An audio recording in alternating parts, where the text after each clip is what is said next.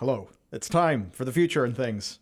We're back. I didn't really have a good intro for this. That being said, for once, I am not the speculative clickbait. I just forgot how to speak. I am not the speculative clickbaiting whore. That's Matt. What? Yeah. Because before the stream, you told me the sorts of things you were potentially expecting. Yes, that's correct. Our man thinks that we're going to get midnight and maybe even a new class. Are you going to? The question is, are you going to be the Rory Stewart of this event? Will you call it so disastrously wrong with $100,000 down that you become the punching bag of the universe? If 3 people will get that. Yeah, so let's be really honest, right? In order for me to be $100,000 down, there are so many things that would have to go wrong, but it would have to imply that my net worth is anything approaching that to begin with. Well, let's see if this event is on Polymarket. That would actually be really fun. That would be so much fun. Oh, that'd be great. Okay. So it's sort of BlizzCon. It's not really BlizzCon. It's Warcraft Direct. It was what was J.B's Twitter X stream title earlier? BlizzCon at home, I think. BlizzCon at home. I think a lot of people kind of said that a long time. It is BlizzCon, but it's not BlizzCon. It's kind of the same in terms of what we'd expect from them. Hopefully, in terms of reveals and things like that, and discussions and press junkets and all that stuff. But there's just no BlizzCon event, which is interesting for a variety of reasons. I can't remember why they said that was the case, if they ever gave a solid reason. But I think there was the element of, remember from Schreier's book, your man came in and goes, why are we running BlizzCon? That's a load of money. We're not making any profit off that. And you go, oh no, the fans. It was profitable. Yeah. It just wasn't, enough. Yeah. Yeah. It's like, we're only making X% of this. Why not 10X, 100X, 200X? Why are we not making World of Warcraft money everywhere you go? You're like, good question. Let's ruminate on that one while you're in the games industry, you knuckle-headed. We're not oh, come on. He's not. He's just a soap man, Matt. He comes from big soap. That's all he understands. That means something very different for certain people, I'll tell you that for sure. And you see, for him being in the soapland, increasing the production of soap via opening new soaplands, new soapland factories, that's creating human good. That's saving the world through more soap as of course a CFO. I forget exactly what Procter and Gamble style company he was CFO at. This is the guy Armin something, who became a sort of Ivy League boy, who became CFO of Blizzard and didn't exactly understand some of the cultural parts of video games, which was fun in Jason's book. We're not exactly sure why there is no BlizzCon. I desperately hope that there is one again. Last BlizzCon was fantastic. I would genuinely be gutted on an emotional level if that didn't happen again. That would suck. And I think there are so many intangibles that you just cannot price that you get from a physical event like BlizzCon. There are so many intangibles, and you can't price them, but they're real. I think that's always where a lot of the companies, they don't know how to account for that sort of thing, right? Because it's hard. It's hard to account for. Hence intangibles. Yeah, hence intangibles. It's that I think the closest thing where that argument has been wrought out a lot of times, and it's a little bit different whenever it comes to the working from home conversation, is where people seem to have that an awful lot. Yeah. Where it's obviously most people tend to be in large support of working from home. However, a lot of people do suggest that, there's things like those, just running into someone, just having a chat about something can spark off lots of processes, all those things. Like the concept of elevator pitches and elevator ideas. Yeah. The kind of... I've noticed its downsides a lot with us. Yeah. It is something that we do, and we have to overcome that via a better process. But we were absolutely a far more efficient, more creatively interesting company when we were working in the office by default, I think. That doesn't mean that it's, suddenly I'm just going to go, everybody must come to the office. We will get Boris Johnson back in power so that he can build a bridge from Wales to Belfast and you can commute. No, I'm not doing that. But the challenge is you need a way to to do remote, to do remote better, if that is the sort of thing that you're going to do. Yes. Which I think is far harder to do. I mean, from the work from home example, that's all very doable, right? But something like BlizzCon, nah, can't replace that. Yeah, absolutely not. Even if you did a very big online version, it's just not going to be the same in the capacity. There's literally no replacing it. And even if I'm going to stop this tangent here, otherwise I'll be here all day. But we often forget that we're very physical people and all that stuff. We have body and things, et cetera, et cetera, et cetera, et cetera. We're like, but our brains. You're like, no, your body too. I don't care. The tangent's going, so I remembered something really funny. Oh no. Hearts have memories. A recent study showed that hearts have memories. What? Someone... That sounds like utter bollocks. Yeah, there's a couple of cases where people had heart transplants, weren't told anything about their donor, and then after the heart transplant, they knew everything about their donor, and some of their traits changed to match that, in terms of food tastes and different preferences, and there was, I think it was someone got a heart from a boy who drowned, and as soon as they didn't know this, but after the heart transplant, they became deathly afraid of water, stuff like that. What the? Yeah. What Assassin's Creed Animus shit's going on here? It's all real apparently. It's all real. There flipping world soul memories. So it's actually relevant somehow. I mean, Miracle. I didn't know we were getting that, but there you go. We've all learned some true real bro science, which is great. No, this is apparently reported on. I can't really say much other than I can't say to the veracity of the report, but I saw the report been parroted around as a thing. I'm like, this sounds fine. And yes, to not derail any further, I will actually say the direct is what we're here to talk about and watch along. But we can't do that just yet. In 32 minutes. Because we have, will this all function correctly? And yes, well, thankfully I'm blocking this, so I'll move myself out of the way very briefly. Look at that, 15 minutes and 56, 5, 4, 3 seconds. Until the pre-stream. That's 15 minutes until the 15-minute wait. Very exciting. So we don't know if there's not going to be a BlizzCon. They didn't say there wouldn't be a BlizzCon after this year. The post definitely left it open. And we know that, obviously, it was a company in transition, being acquired. That acquisition led to many departments being, killed. Not departments killed, but a lot of people were defenestrated. Mm-hmm. Indeed. And very good. With people gone, maybe just doing a BlizzCon was not as a viable thing. Yeah, so, I mean, I think you'd have to remember just how much it actually takes to make a BlizzCon happen.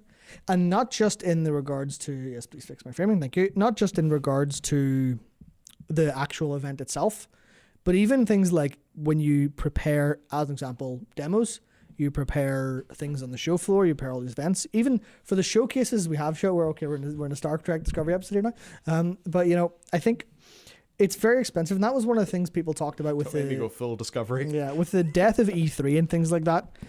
A lot of people were talking about how there's a bunch of different when it comes to especially a very big game team throwing together a demo. It's usually you'll be like, okay, we need a percentage of our devs to no longer be doing useful development work for the final product. Yes, you're now on make this version of the game, siphon it off, polish it up. Make sure you can't skip past the demo. Make sure there's no spoilers, especially in the online world of demos. You're like, okay, well, you need to make sure you don't have your builds and things like that. Yeah, if memory serves, Shadowlands was actually a fairly heavy lift to get the Bastion demo out in time. Yeah, I can imagine so. I don't remember specifically, serves, but that was a while ago. I can certainly imagine that being the case of, okay, well, this is so much more effort, so much more work. That could be put into things. And this isn't defending not having a BlizzCon or anything like that. It's just one of the things to think about in terms of how expensive this shit actually is to run. Now there is one other thing to think about. This is actually, it's relevant to you talking about Midnight. World of Warcraft typically was on a 2-year expansion cycle. That would mean that 1 year we would have the reveal of a new expansion, and that BlizzCon would happen. That BlizzCon would happen midway through an expansion, right? So in and around the time of the final patch of an expansion, there would very soon be a BlizzCon where you'd find out about the next expansion, which would basically come out just under a year later. Now that's a 2-year cycle. Every second BlizzCon, so the ones where we wouldn't get an expansion announcement, those would of course end up showing you the final patch, things like that. Yeah, it worked quite well. This time it's different because there's an expansion every 18 months. So Theoretically, yes. We'll have to see. Have to see if that pans out. Theoretically, because who knows? Maybe if the last Titan happens after 2030, Who knows what the contingency is? Oh, crazy. But they said by 2030, and I think 18 months is basically what the plan was. Now, that is a little bit of a problem, because if they were to announce, well, they've already announced it, but if they were to dive a little bit more, do like a expansion, sort of a BlizzCon expansion reveal for Midnight, giving us details, at the next BlizzCon, that would be extremely tight in terms of timing, because they would have to do that and then almost immediately start the beta, or at least like the alpha, probably with a Q1 release of of the following year. So we were to just like sort of right. Release dates. If it's every 18 months, and oh wow. I feel like a Red Letter Media cast member. I've immediately forgotten everything. When did The War Within come out? August. The War Within came out August. late August. It was the last week of August for the full thing. It was like the 22nd was the full release or something along those lines. It lined up perfectly with the 8 weeks for the next patch, which I forget. February 2026 is when World of Warcraft Midnight would come out. Late February 2026. If we were following 18 months. And, I mean, the idea of a AAA game coming out in February is no longer a crazy thing. Because basically February is where every game that was delayed the previous, from the previous, like, big Q3 launch window always ends up being. So, February 2026. Now, they can't just do the proper reveal of that November 2025. Because then they only have 4 months. And, I mean, they could just about barely make that work. But it would be really hard. Now, the other thing they could do is Gamescom. Gamescom is in late August. So, and also, they're Microsoft now. They've got the full Microsoft backing. That would mean that they could, do a proper-sized event at Gamescom for World of Warcraft, which would then give them, 6 months until the expansion comes out, which would probably be enough to go straight into an alpha and then into beta. That would track it. So, I don't know if we'll get any Midnight information here. We could get a little bit. Your theory is your theory was basically they can't really give us lore because it would be a bit strange if you spoiled the final patch of this expansion. Right? So they can't really give us lore stuff. They could give us a look at some zones because we already know where it's going to be. We already know the Sunwell is going to be involved. And, of course, there tends to be a class every second expansion. So, potentially a new class. And if it's a big Shadow and Light expansion, then there is certainly something they could do with that. Yeah, I think there's enough that they could do with a potential class, or even if not necessarily a class, even if it ends up just being something that's a bit more systemic. So it's like, the follow-up to hero talents or whatever kind of thing they're doing, or even like specs, as an example. Obviously, Shaman Tank is something that we talked about a little bit with the what's his name? I can't mind his name. The Earthen who comes with you in. Man dude. Yeah, I should remember his name. Small man dude. Pilgrim. Because he's the actual main character of the whole zone. Pilgrim, yes. So there's Pilgrim, and he is a shaman tank, or he tanks as a shaman. Obviously, there's shaman tank in Season of Discovery as well, which I think is kind of everyone's going, okay. So we get a shaman tank. I theorize that's something that we'd expect if it does happen. Big if. I would expect that to be in this expansion, not Midnight. I expect this to be a drop at some point later in the patch cycle, like they did with Ogvoker. Yeah, and there's been enough hints of elemental things going on. I mean, you've got the light elemental stuff. I was just doing a lore video that had things to do with elementals. There were shadow elementals. Sure were. That was it. That was it. The video that we're doing on the peculiar fish. The fish side quest in Halifal, we've got a video coming out on that, maybe Sunday. So the Kraken, right? Like Ozumat, they were servants of Neptulon. And of course Neptulon, all the elemental lords, were there before the old gods arrive. Which then kind of tells you that the lineage of elemental through to fleshy creature, that's what's got, that all is pre-old god stuff. So the Tauren are one example of that, I think we currently believe. The dragons are another example of that. And so too are the big squids. Big squids. Big squids, fundamental to the universe. Very good. What a fun tangent. Yeah. Okay. That you was were the going tangent. somewhere. Yes. The elemental stuff was still involved, so that would sort of maybe make sense of it. Maybe. Perhaps. In the fullness of time. Yeah, so I think that the problem with that is that there was a very clear through line with Ogvoker. We had the all the Adamanthea stuff, and it became very obvious that was going to be something along those lines. We don't have anything like that quite now, directly. We've got a lot of elemental talk, but nothing quite directly. A little bit deed. Yeah, that doesn't really make our chances any better of getting, hey, Belgrim, how did you do that tank and stuff? Ah, shit. We don't know. I better get a death net in to sort that out. Except the fact he's in smithereens because he exploded and all that. Oh, we just put him back put him back together. Oh yeah, just take him to. Oh my God! Return to Maldraxxus. We're return to Maldraxxus, but also we're going to run out of Titan disc fragments. So instead, we can pick up fragments of Belgrim, and at the end, we get a new class. Fantastic. Of course. So yeah, this is one of those fun things. We've got technically a little bit of dead air to fill. There is one thing we could talk about, which is that the classic stuff may have leaked. I'm a little bit remiss to fully go into that, just because we're going to get it officially anyway and in full context. So it would just be a bit of random blabbing. One thing I should say, now, it would obviously, it would be to the great detriment of myself, of Matt, if we were to say that you can actually get 2 mounts for watching the Warcraft Direct on twitch.tv. Saying that would massively anger our corporate overlords, whoever they may be. But what I can do is I can recommend that you open up a Twitch stream. Don't watch it though. In another tab. Don't watch it. Another tab.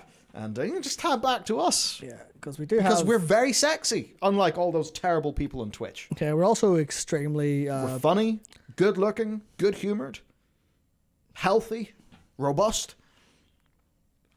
Everything you could want. Emphasis on robust. Unlike those cretins on twitch.tv. Yeah, we have never done a hot tub stream and never will. Good. Would Neil allow us? I don't know if Neil would allow us. No, Neil's not about that sort of thing. Neil's not about humble too. Humility is the greatest virtue of all.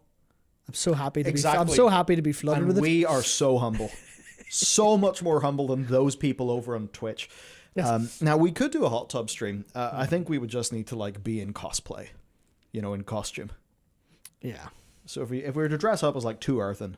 Then we just be a bunch of pebbles. That works perfectly. Okay. That works perfectly. Yes. So for a little bit of actual thing, this is actually earnable from November 13th to December 11th. Oh. So there's no need to actually kind of to go and do that now. You could totally just watch Twitch later if you watch Twitch anyway. Or of course you could watch the TikTok on your telephone, and you could get the same thing. Yeah. So you could watch plenty of things to get your Blackrock Warsaber and your Kaldrai Warwolf Kaldrai. I think that's a typo. There we go. Wow, it's actually a wolf elf.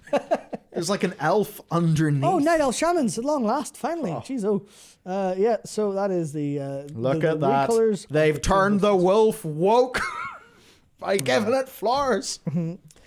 Terrible seeds. Of course. Yeah, I think it's fine. I like this version better, but then I think white fur tends to look more striking than Leticus anyway. Yeah. With that. But yeah, so you can get those. You've got the entirety of the month basically to do that. Yeah. So there's no need to rush. Just do your stuff. Do your stuff. Now, in terms of what we're actually, because we're getting close to the direct starting, but not properly. We are getting close to the pre-stream. Yeah. So we have pre-streamed the pre-stream and our pre-stream. So we will very quickly go through predictions and hopes and things like that. Yes. So we already talked about the potential of it being the potential as in I have been beamed my insane imagination going class reveal would be cool and somehow pretending that's real, but Blizzard have said because you can hold them against that. Of course, yes. So Blizzard specifically are talking about these things, which is a 45-minute video. 45-minute video. So it'll start and then we'll sit here for a bit. We'll occasionally talk over it sometimes and be really annoying probably. But they talk about first of all RTS. Hear from the team working on the games that started it all as they look to bring more exciting updates to Warcraft 3 Reforged and more, which to say undersold is putting it lightly. Yes. Well, there have been leaks of a Reforged 2.0. Which apparently was just version numbering stuff. was just version numbering whoopsies as opposed to an actual 2.0. So any expectations you had for Warcraft 3 Reforged, take those very gently out of your brain and throw them into the nearest dumpster. Well, they are using one of our favorite words ever from the older days of titling our videos, which is and more. And more. And so more. Reforged and more. Yes, I think that quite obviously means we all know what that and more is because Warcraft 2 Warcraft remastered. Yep. Although Warcraft 2 is, I actually think, too old. It is too old for the remaster treatment to work. Even for a lot of modern players playing, so one of the things with StarCraft, like original StarCraft, is that comes from the era, and this is crazy for the old RTS games, comes from the era where you can only select so many units. I remember playing as a wee lad Age of Empires 2. And you could only select so many units, so your whole army would end up being like 3 selection groups, because that's all it could handle. Now, if you play Definitive Edition, I believe that is like quite significantly expanded. And similar, like StarCraft 2, so you don't have those like archaic limitations. And in an RTS game, those are really impactful and make it so goddamn fiddly. Now, it would be hard to do that on StarCraft and still have it be StarCraft. In my head, just thinking about how it's played competitively, you kind of don't want to touch anything there. For War 2, I honestly think they would have to modernize things a little bit. I would almost like to see it go more isometric. You're getting into remake territory. You're getting into remake territory. What I would want is bare minimum remake, which is to say it needs to play a bit more modern for people to find value in it, in my opinion. Especially considering they released the actual game at the start of this year. Yeah. Remember they just went, here's Warcraft 1 and 2, and everyone went, yay, cool, like the hand people. So they go to play it, they're like, oh god! Is this what my great-grandfather used to play back in the day? Yeah, I mean, some people still really like it because I think you fall foul of thinking a game that maybe doesn't play up to modern standards is in some capacity bad, whereas you can enjoy them in those concepts from the time and all that things. It's like, you don't have to be particularly modernized, I guess, thinking of Age of Empires 2 Definitive Edition, I would say, yes, keep the heart of the old game. But sometimes there are quality of life features, especially if you think about the real-time strategy genre from 1995 to 1999 or 2001. Like, just that span of time, a lot of quality of life came into the genre, and I think those would really be quite needed. But anyway, as for Reforged, I think the expectation I would have is restoring their promised feature list, brackets, not their initial promised feature list. That's what it Which is. means you probably won't give a shit, and I also won't give a shit. Yeah, but Grubby Knight.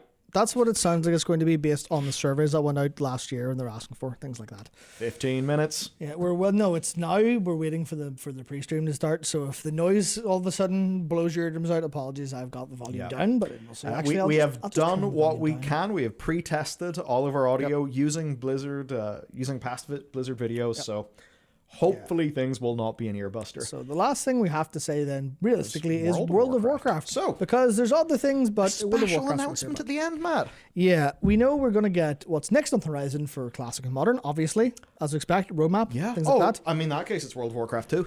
There you go. You heard it here first, folks. World of Warcraft 2. He staked his reputation on it. That's it. Well, it will be an absolute landslide for World of Warcraft 2. Wonderful, fantastic. Yeah, so this special announcement is kind of awkward to consider because all kind of bets are off realistically. We could say something about the Dark Realm testing servers that went up. But narrative campaign for Warcraft Rumble. The one thing that's been missing. Yeah, well, that's not going to be a special announcement of World of Warcraft because they very intentionally split this up. So because there's the other bit which I don't know if we have it here, but yeah, the whole Dark Realm thing was interesting. Why does the Dark Realm have to be Plunderstorm? Because it doesn't have to. I'm going to be completely honest with you, Matt. Yeah. I did record the segment in the news video we published there on Sunday, and I agreed with you while I was recording it. Yeah. But afterwards, I did have this like little feeling of everything Matt said made sense there. it really? And why could it not be? Why would they call Plunderstorm the Dark Realm? Does the Dark Realm mean, oh, Holly's came in and she's going to make World of Warcraft an extraction shooter to please the shareholders? Yeah. Is that the Dark Realm? I mean, potentially. So, for a little bit of, let's just get, because the Was it World of stream is Warcraft? live. Remember World of Warcraft: The Dark Below? Let's just hear what this sounds like. Wow, they're using the music. Matt, I know that. So do I. It makes me feel inside big. Okay, I'll take that back. Okay, well, I would say something, but I think we're actually at a case where that's completely fine to use. That's the 30th anniversary, of course. 100%. Oh my God, it's I nostalgia recognise bit. that too. It's nostalgia time. This is when they can bait us all they want. Yeah, unlike fucking Apex and Fortnite and Overwatch. But anyway, Oh man, I hopped into Overwatch. Do you know what's so exciting about Overwatch Classic? And this is something that World of Warcraft Classic really needed.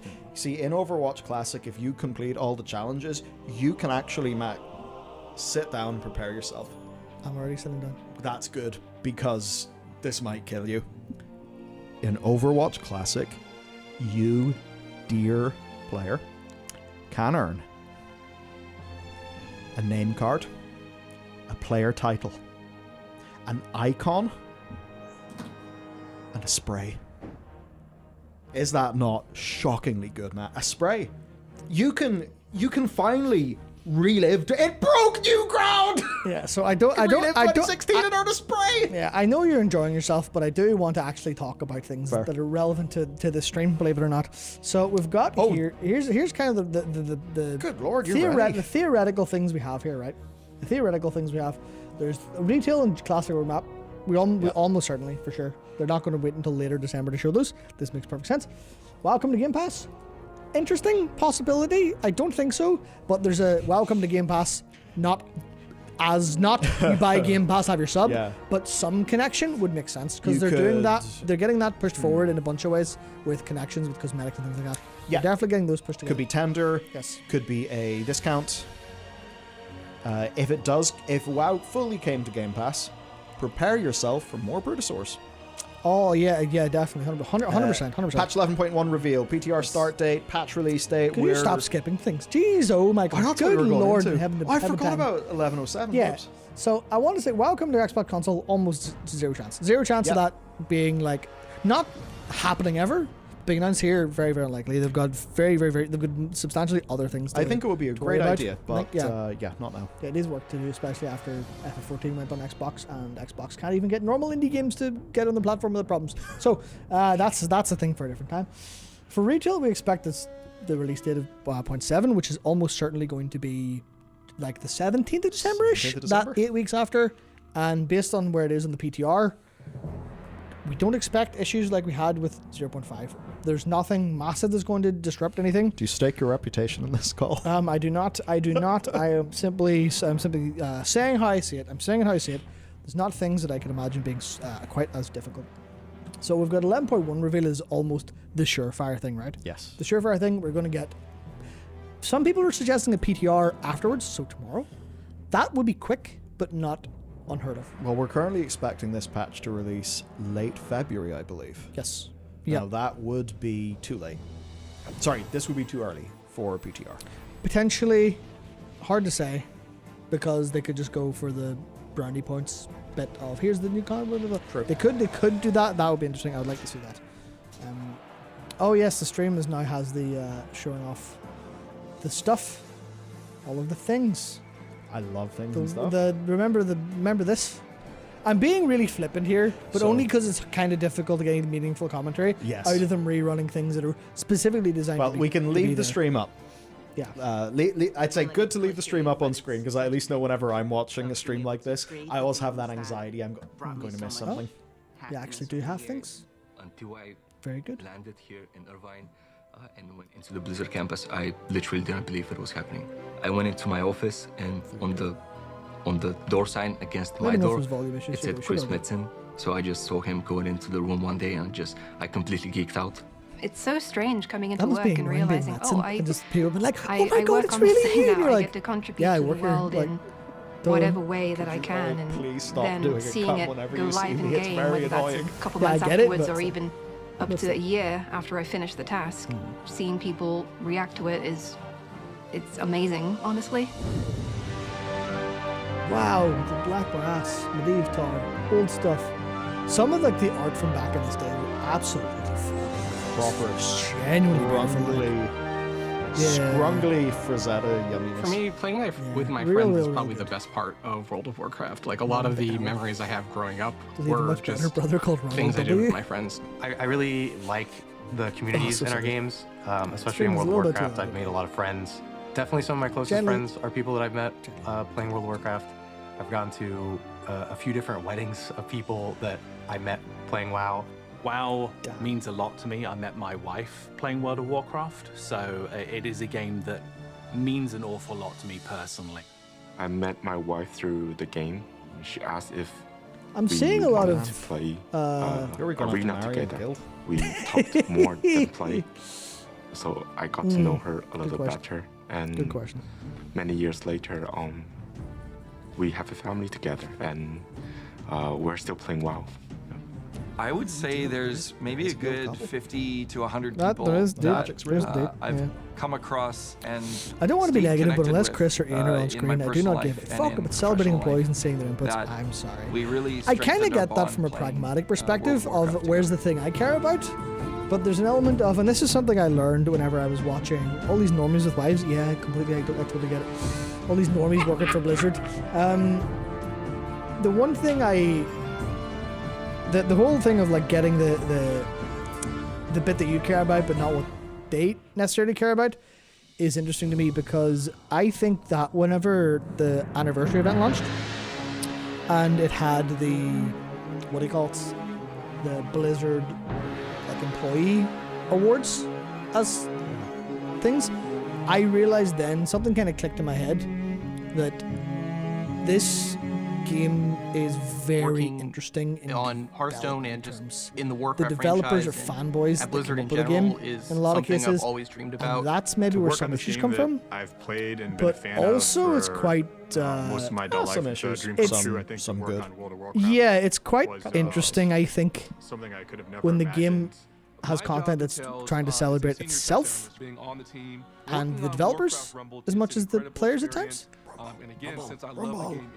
Rumble is a great game. However, it is a terrible product.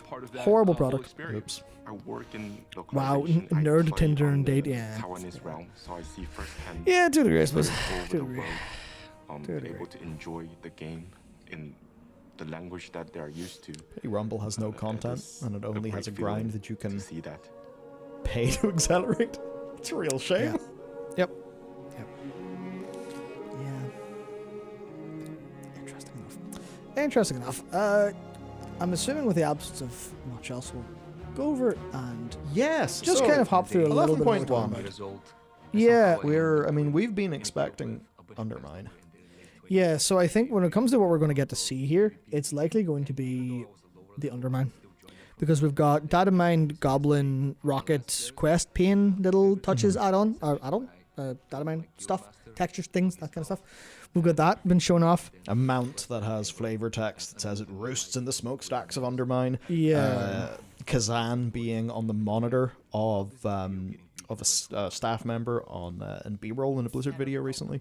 Yeah, there's a huge amount of things like that, which point towards Undermine being it in some capacity. As to whether it's like the zone or just the raid, it's kind of difficult to tell. It feels like a zone. It's been set up as a zone. But it's really difficult to quite understand what that might look like. Yeah, my in a bunch of ways. personal hope would be Rootland Zone, Karash Zone as the two next major patches, and then Yeah. Undermine stuff as Mega Dungeon.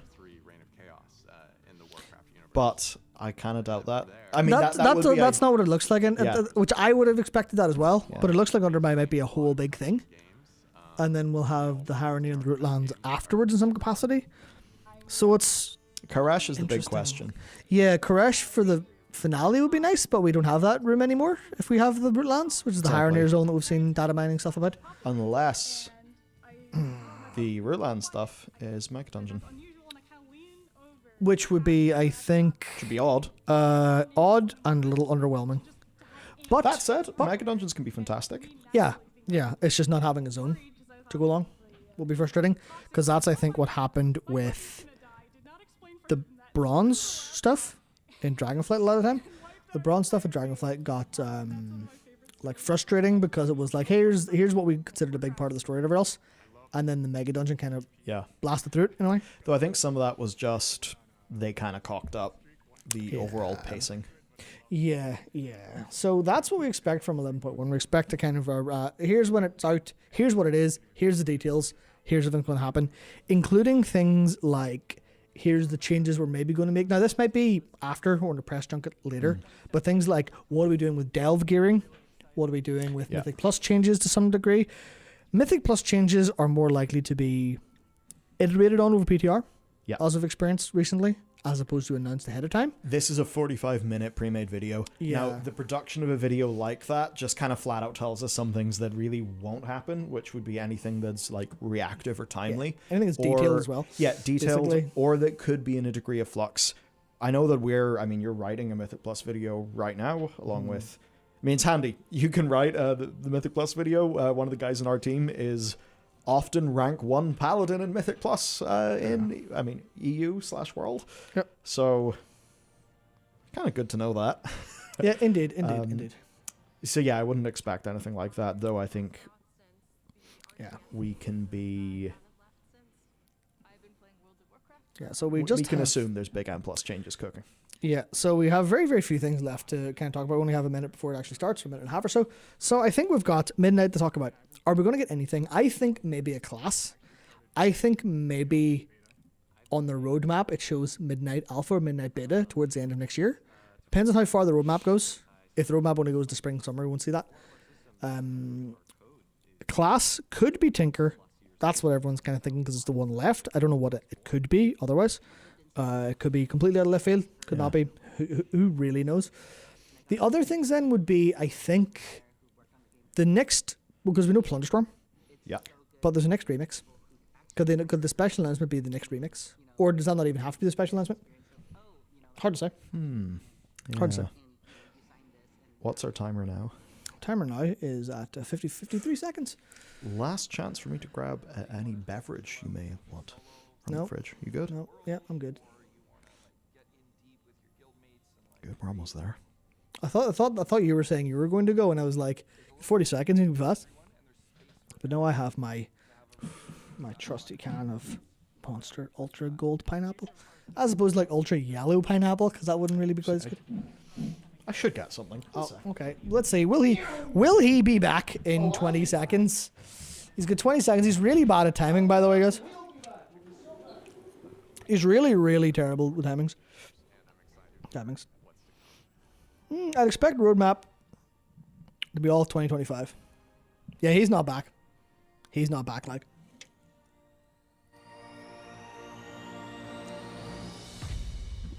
There you are.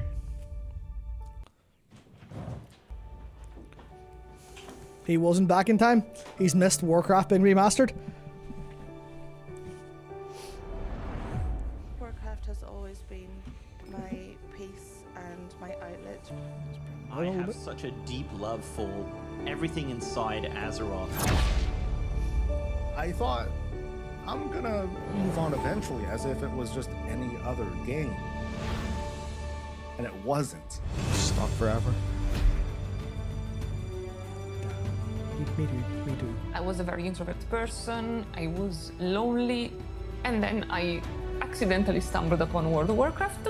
I even ended up in a guild, and in the guild I even made some friends. And we always come together to enjoy the moments that we create in the game, whether they're fun, competitive, or silly.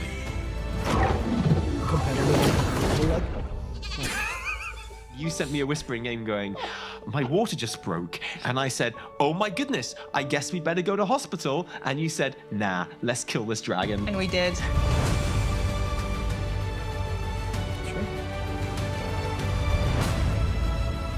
You can see the BlizzCon replacement energy here. I love old footage of people saying stuff like that. Hearthstone changed my life. I cannot picture my life without WoW. Oh my god! Thank you, Warcraft, for giving everything that you gave us so far. Here's to like 100 years more. Really cynical. When I say World of Warcraft saved my life, I really mean it. For balance, it ruined mine.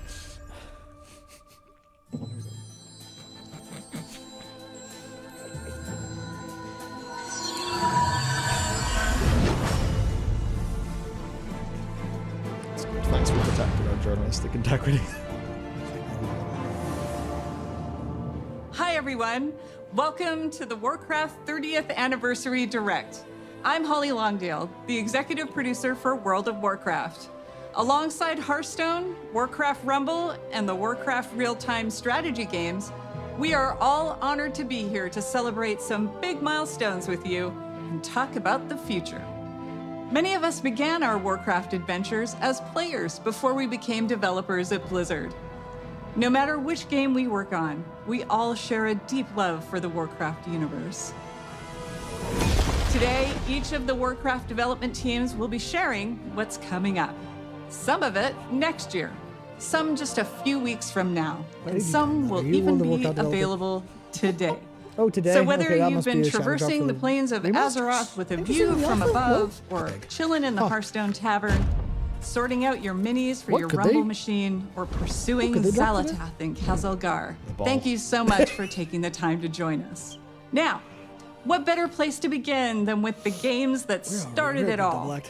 Here's Okay. Brad Chan from the Warcraft RTS team. I can't believe they exist. The RTS team, yeah. They've been reconstituted Yeah, like they're- sea monkeys. It's kind of funny how RTS life team, ends it's up. just him. I actually never thought about ever being a developer. When I was younger, I just wanted to play video games. Same. Back in 2007, I was God, at a the regional hopes of us all, qualifier Brad. playing a game called Warcraft 3. After I qualified for the tournament, someone came up to me, gave me his card, and was like, "Hey, we're looking for experienced RTS players to join our design team." Naturally, I said I wasn't interested. I was gonna go to the Nationals, win that, go to the Worlds, win that, easy. Well, Okay, so he's a 10x it was developer, and he's it was a good thing I really kept that just guy's card, done because 2.0 16 himself. years later, here I am, working on a game that remains so important to me and so many players around the world. Is that multiple RTS developers? Throughout my career, I've that done has just to be, two it has to be guiding staged. principles. Has to be staged. When something is broken, you fix it. Oh. When something is wrong, you make it right. And if things your aren't boss good now. enough, you make them better. So without further They're ado, getting to I'm here that. to announce patch 2.0 for Warcraft 3 that's real. Reforged. Okay. Okay. Available now, this patch overhauls the environments and lighting and revamps the user interface. In addition, legacy we're art update. up-resing all classic Warcraft 3 assets to HD. You can now That's a good customize the call. type Oh, of so now it assets you want to actually play with and even mix and match if looks you like like. Looks good. We've also Yeah. included a bunch of quality of life Okay, that's changes, good. such as Okay, that's in-game good. Reforged hotkey looks like Raid Shadow customization, a Legends. revamp ladder, That's a really and good much, change. Oh, so much yeah, this is more. literally just. We hope here's you the enjoy this actual game update, we, which will be we available should to have made, by the way. everyone who owns Reforged. Yes, this is Warcraft Now, 3. I'm not just here to talk about Warcraft 3. Respect We're also edition. here celebrating Yeah. 30 years of Warcraft. So not only will Reforged be receiving an update today, but we are also releasing fully remastered versions of Warcraft 2 and 1. So you can Yeah, experience I the knew one story was gonna be there from as the well. very beginning. The story, yeah, people are gonna be surprised when These they play remasters have Warcraft 1 brand and 2. new They're gonna be hand-drawn surprised at visuals the fact that that there's capture no the story in it. original art style from each game. And you'll be Okay, able to that swap art's between sick. the original graphics and the remastered Yeah, so versions it's the in Oh, real that, time. yeah, It's the- that is oh, sick. yeah. Okay. It's the StarCraft. For Warcraft 1, we added modern StarCraft controls approach. such as right-click Yeah. move, bandbox select, and a Yeah. faster game speed. Both Oh, games thank have God. also received various UI and UX These games are improvements, now such as playable in the tooltips modern and era. health bars, mission select Tooltips! screens, and an increased unit selection. Ah, Very good. good. My wish Warcraft list is 2 will still have multiplayer functionality, and all legacy custom maps will still be Yeah, the fully AoE 2 compatible path. and Close enough, playable. Close enough, We are also bringing back the Warcraft Battle Chest, which will Oh, man, include I had Warcraft that. 1, 2, and 3. I had that, but it wasn't. So here's to 30 years of Warcraft, and I can't think of a better way than celebrating than reliving the story from the very beginning.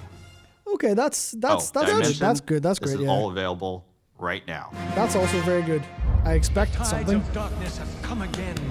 good. Well done. Very good. Especially War 1 and 2 being like realistically playable. Yeah. Because previously to a modern audience they were not at all.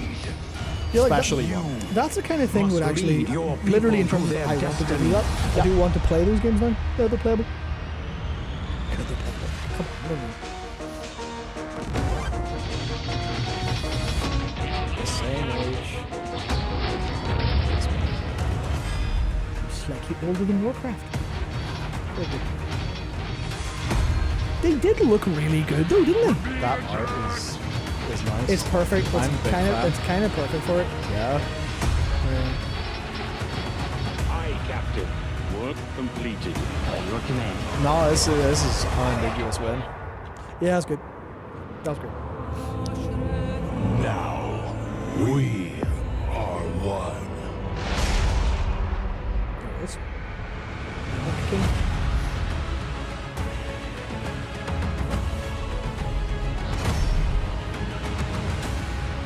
What if I'm gonna say there's maybe that one shot maybe didn't like, but otherwise that's really cool.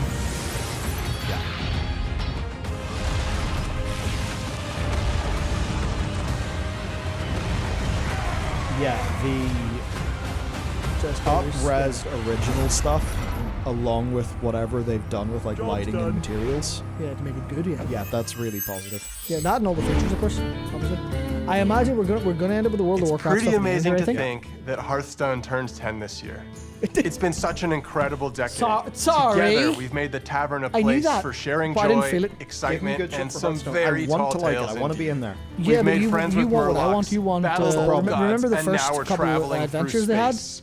But for me, I want more the of most those. incredible thing of But all is that look at I those. get to work People on my saying, "Oh my favorite God, game what?" with such an amazing team.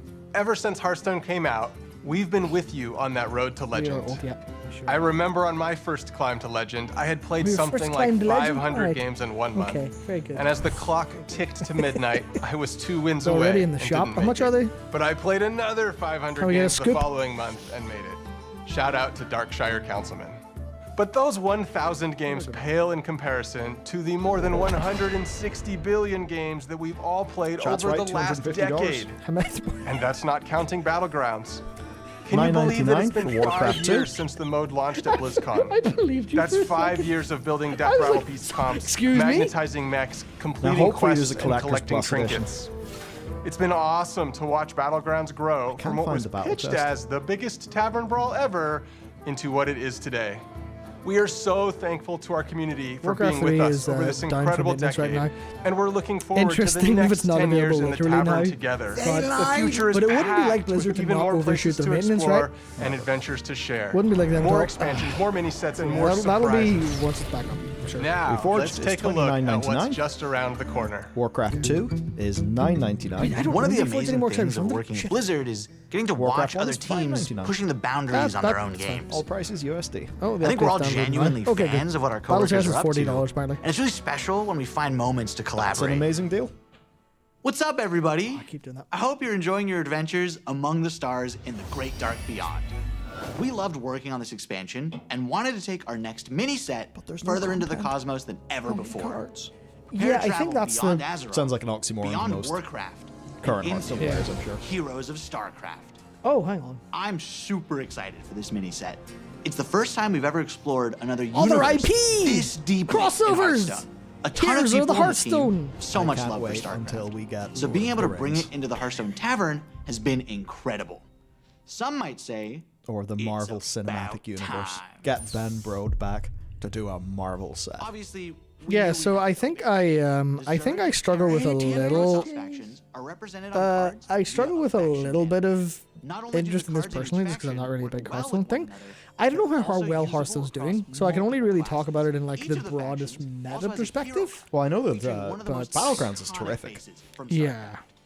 The Zerg are led by the Queen of Blades herself, Sarah The thing that Ferrier. players like me and you have She been gives sad Death about Knights, is Hunters, in the past they did pretty cool Warlocks, adventures. and There's a Demon cool roguelite Hunters. mode. Access to an aggro play Yeah, so style this, I with guess that's it. Where this is interesting, but I don't think this is interesting After all, in terms of this fits inside the existing Hearthstone video game as it is.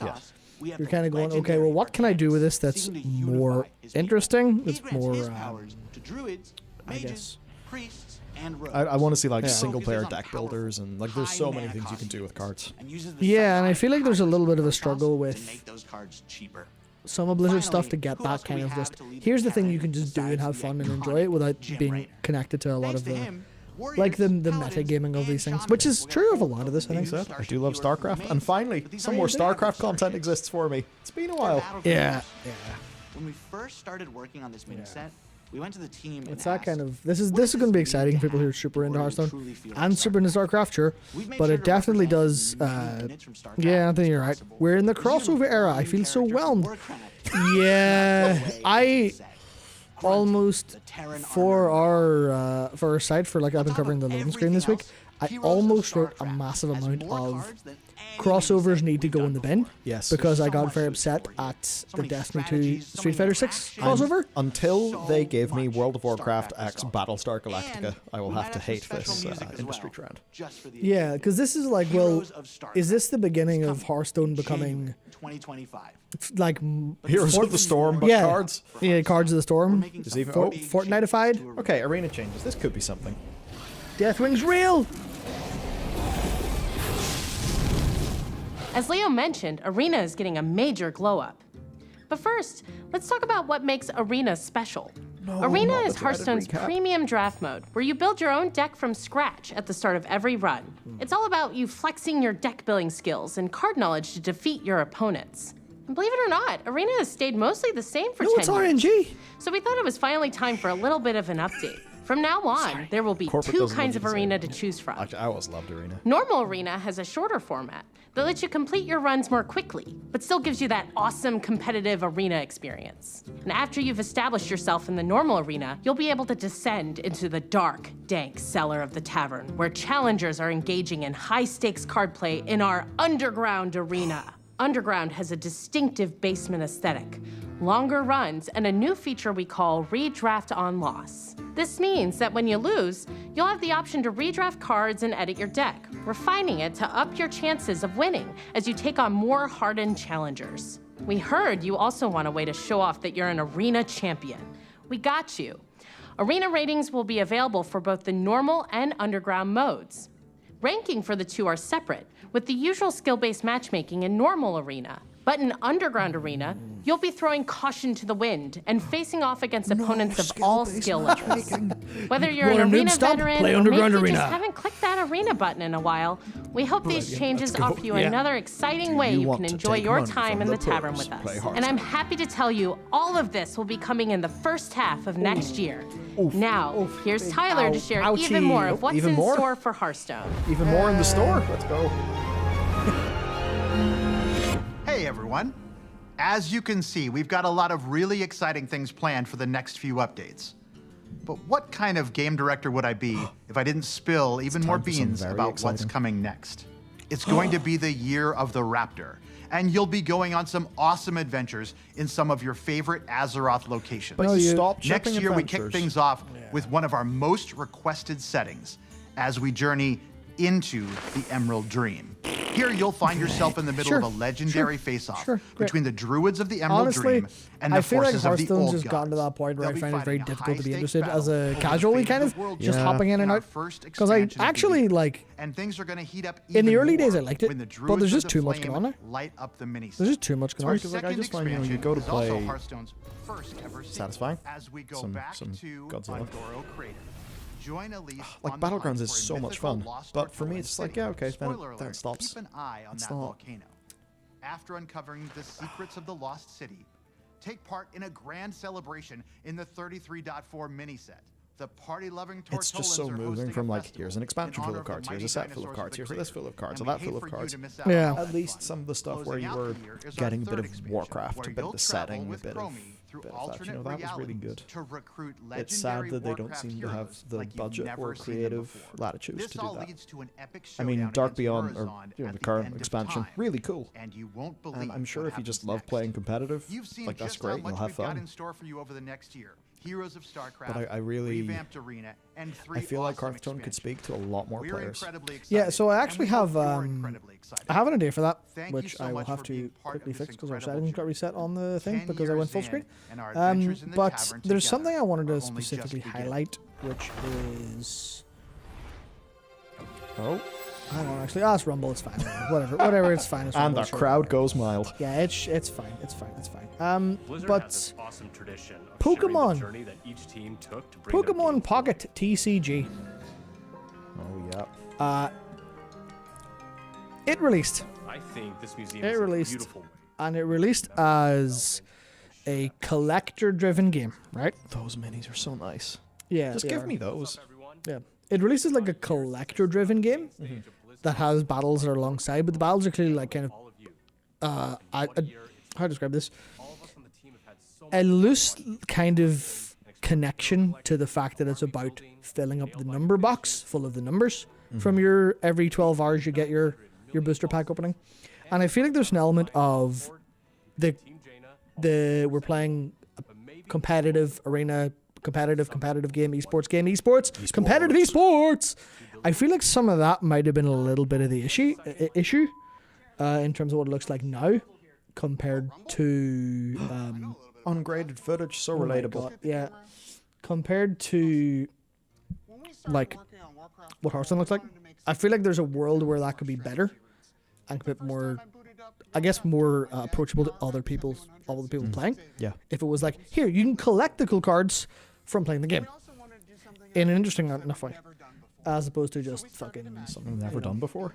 Somewhere in the Hearthstone Tavern, there was a mysterious arcade machine that printed miniature versions of the heroes and villains of Azeroth and zapped them to life for you to collect and command. In those kind of early days when we were establishing the art style of Warcraft Rumble, we wanted a sense of tactility. We wanted to be able to pick up Which and is touch really the cool. art that Yeah, we were creating I inside the actually- computer. So some of us went and printed minis and painted them up like this, and that's kind of really where all Rumble this is frustrating came to from. me All because these it's such a minis missed were painted opportunity, by our and I team. think it's fundamentally And, really well, fun. I'm a little bit biased, but this little guy's meant So, to. like, if you want to just fuck about in it for a bit, I'd totally Where's that recommend say getting underneath? Under getting here? Rumble, Oh, playing it it for says free Jeremy. for a few weeks. But just But we've the done more way than that it's paint balanced, minis since our game launched. Never We've added new touched the dungeons and microtransactions. at least They're one new mini ridiculous. every single season. it's full on just We've spend got the infinite Dark money Moon Fair, to just get some new more power to zones, get and further a whole in new PvE. family feud experience. yeah, which I think is actually We added our first not, raid, Molten Core, and laid siege to Stormwind. like it's not a terrible loop, right? It's not a terrible loop. It's just really clearly, obviously designed to juice the shit out of your wallet. Yeah, I think Marcal says he said, yeah, you can download the ST files and STL files and print them off. I've got a Bamboo Labs now. I'm probably gonna print some of those suckers off. Oh my God! Scan the UR code. Go to today's sponsor, HelloFresh. Quickly, Matt, replace the code. Okay, sure. Sure. Yeah, I think which we affectionately call this is maybe one of the problems I think I have. Now, this is really weird. Now, it's kind of going to be all over this trying to explain this. But remember I said slightly earlier about Warcraft, or like World of Warcraft being made by the developers and being made by fans, and developers are massive fans. I feel like there's this little tiny element of, with Rumble, they may have huffed their own gases a wee bit too hard on being really, really kind of cool and interesting. I think they were super happy with all of like the internal cool toy-like potential they got, and then they never really managed to get that into players' hands in the way they were excited about it. And ended up they people were are more getting a excited. 502 and they follow the QR code. Well, that's good anyway. Yeah, that's good. I mean, I agree with you. That like passion and character to me actually does come through in the game. It's just what frustrates me is, we've got an awesome season ahead of us. you know, this is like a microification. We'll be right there or with I don't know, to a our amazing little. fans. Thank you for an incredible first year of Warcraft Rumble. It's supposed to be and like for an your encapsulation unwavering of Warcraft RTS in your phone. Your passion fuels I our wish creativity they and just truly had, drives us forward. instead of going through all of the But zones, there was one structure more that in a thing we campaign wanted to talk where you can about relive some of the story stuff in the same way as a adventure in Hearthstone. That's what I would like. Because like the art is gorgeous. You know? Yeah. And the core gameplay is really solid. Yeah, they nailed the, like, this is an RTS. Michael Mulholland, you could call it Warcraft Fumble. Yeah. I mean, yeah, Warcraft Fumble, but I don't think it's the fault of the devs. What's he doing in World of Warcraft? What's he doing in World of Warcraft with his rumbles? He's doing LFR. Is he going to play Rumble while he's in queue? Oh God, no! Oh no, he's going to play Rumble on PC. Okay, that's fine. That's fine.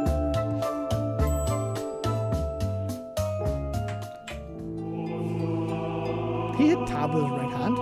He went. I mean, did you feel how like clickety clack he hit that tab? He did with his right Okay, that's cool. I think if Are you a PC beta? Play today. battle between queues. Oh god. Okay, here we are. Here we are.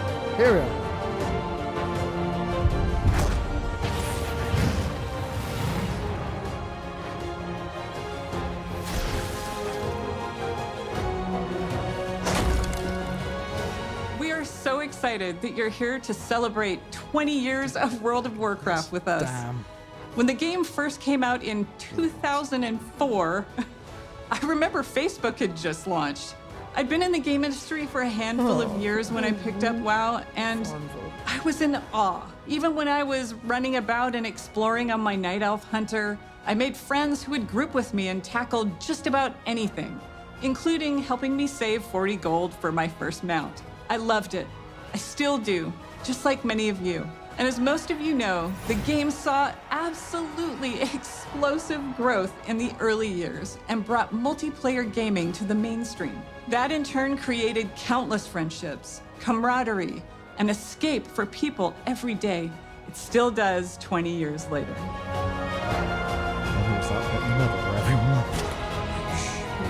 We dug into our history and discovered that across 2 decades, together, we've accumulated 1 billion days of time played in Azeroth.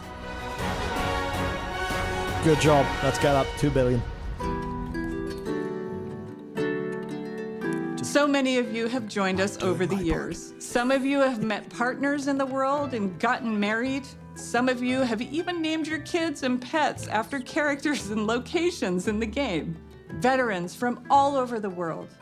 Those who are hearing or visually impaired or have physical challenges. We've welcomed seniors, even whole families playing together with their kids, and so many more who call our world home. No matter who you are, when you come to Azeroth, you can live how you want and be who you want to be. I always love watching this. I'm It's a like, how many of these gift people for am I so supposed to many, know? and certainly to us. We I'm getting feel a few. it I'm like, every is this like a day. guy or is it someone? I don't know. One of those special stories is live now on Netflix I haven't watched in a it, actually. documentary called But I'm The terrified of- Remarkable Life of Evelyn. So it's almost like, yeah, you're going to get kicked in the fucking chest. Mott Steen, who played a character named Evelyn, lived a life in Azeroth that he couldn't in the real world. He suffered from Duchenne muscular dystrophy for most of his life and fought it courageously alongside his incredible family, who I'm proud to have met and fallen in love with. Because of Mott's and his roleplay guild called Starlight, his family discovered the power of online game communities and advocate for gaming around the world as a source of joy and companionship. Sadly, Mott's was taken from this world and Azeroth far too soon. Because of Mott's and stories like his, we were inspired to create a charity pet program for classic Dude, and our no, modern sad. games Yeah, I to kind of support felt as Cure like the Duchenne, energy here a is a wee bit- nonprofit wee bit organization dark. dedicated to improving I and appreciate that, but extending oh the boy. lives of those affected by Duchenne muscular dystrophy. We want to thank you in advance for giving to this cause that offers support to people just like Mott's. This little cutie is Revan, and he's available until January 6th. He was inspired by the detective agency Mott's created for his busy roleplay life in Azeroth.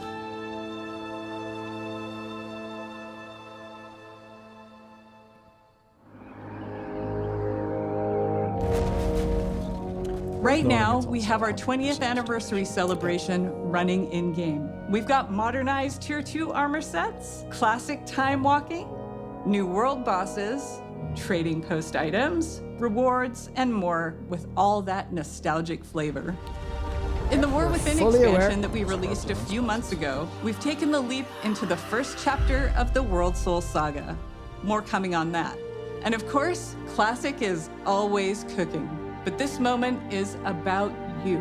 You're the thundering heart of World of Warcraft and What did I always do? have You are been. cooking. Stay What did I tuned do? as we God, share what we are serving up for We've you. all brought you here And thanks today, man. for making Azeroth a place you call home.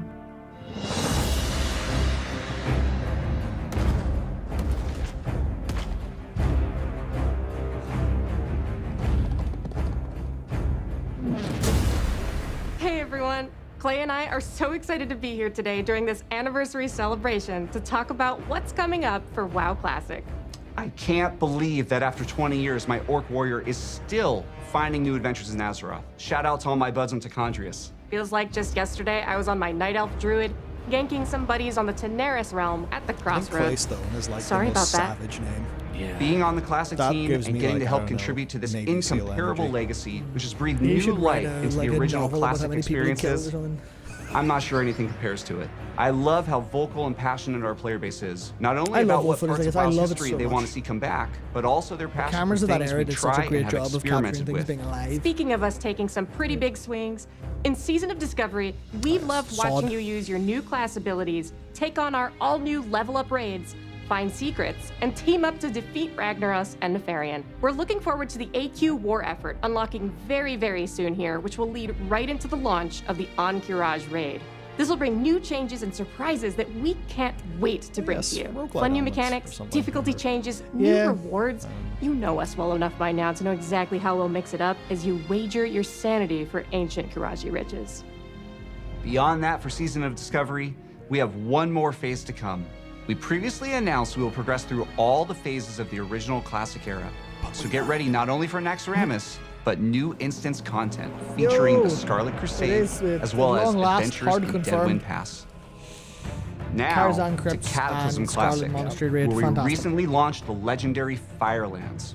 You've undertaken difficult challenges, besting Ragnaros and his feet, and are hopefully a few steps closer to getting your very own Dragon Wrath More stone. evidence for the foot We're files. looking forward to bringing you the final phase of Cataclysm Classic when our That's Hour of casting a Twilight wide net. patch and Dragon Soul raid launch early next year. I know you Classic players out there must be curious where we're going next. No, we know exactly Let's where be you're going. honest, you know where we're going Oh, next. oh, damn, he got me. He got me.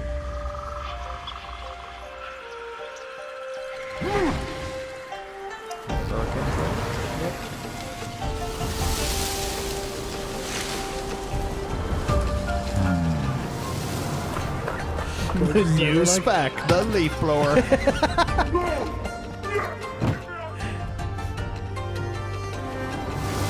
Yeah, it's definitely good.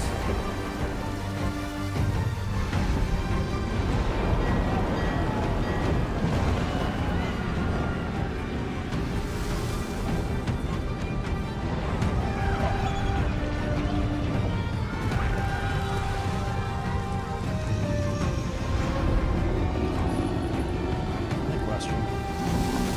Will hunters have like all the bullshit with readiness before Blizzard took it away in patch 5.3? Can't imagine. Can't imagine, so. Double stampedes, man. Yeah, I think Mop Remix kind of maybe hurt this for a lot of people in terms of exploring it as it was. But for me, I just want to play a tank with vengeance again. Yeah, well, this will be it. I just want to do that and play this stuff properly. So this might be the classic I actually play a lot more of, theoretically. What? Wow. The Classic team is can't believe proud it's to 25. announce that Mists of Can't believe Pandaria it. Classic is coming. Very We good. can't wait to bring it to you next summer. Oh, next with summer, its okay. legendary class design and incredible raids and dungeons. game was good set back amongst a then, gorgeous remember? environment The and game was backed by an good. unforgettable soundtrack. We'll be Yeah. traveling back to experience all Yeah, that it is Pandaria true. It has is to literally offer. true. Yeah, it was The brilliant. glasses were sick, man. That music's good too. Yeah. Mists of Pandaria Classic is super exciting for all of us, as well as Season of Discovery, and we love that we'll continue to be on that journey with you. But we know we spend some time on the internet. Never and do that. We've heard Mistake. some of Mistake. you out there. Mistake. You want something fresh. Which is why we are so pleased to announce that we are bringing you the Classic experience. World of Warcraft HelloFresh Classic All squared. new Fresh Realms with the WoW Classic 20th That Anniversary was Edition. perfect for a HelloFresh And it's connection happening there. soon. How soon, Clay? Actually soon. These realms will be going live Yeah, next yeah, week it's on November soon, 21st, but you won't the have to day rush to before level China? 60. Classic is all about the journey Which everyone after all. expected. As we've made a change, and our first raid, Molten Core, won't unlock for a few weeks after launch. We'll be launching Oh, realms good. of all flavors. PvP, normal PvE, and Oh. for the very first time, Hardcore realms. Hardcore, which will In progress Classic? through the phases in lockstep with the other two. Oh, this okay, means that's a fresh cool. start for everyone at the That's very same good. time, Yeah. together on a level playing field with fresh economies on very large realms. fresh economies. If you missed out on 5 jumping seconds, into then the WoW bots run it Classic's up. initial launch in 2019, this is the perfect time to join our community. These servers will also launch with some of the quality of life features that came later on, like the Chronogoon Displacer to save your world buffs, and the improved PvP honor ranking system. And yes, we're also pleased to announce that these realms will progress to the Burning Crusade Classic. One screenshot.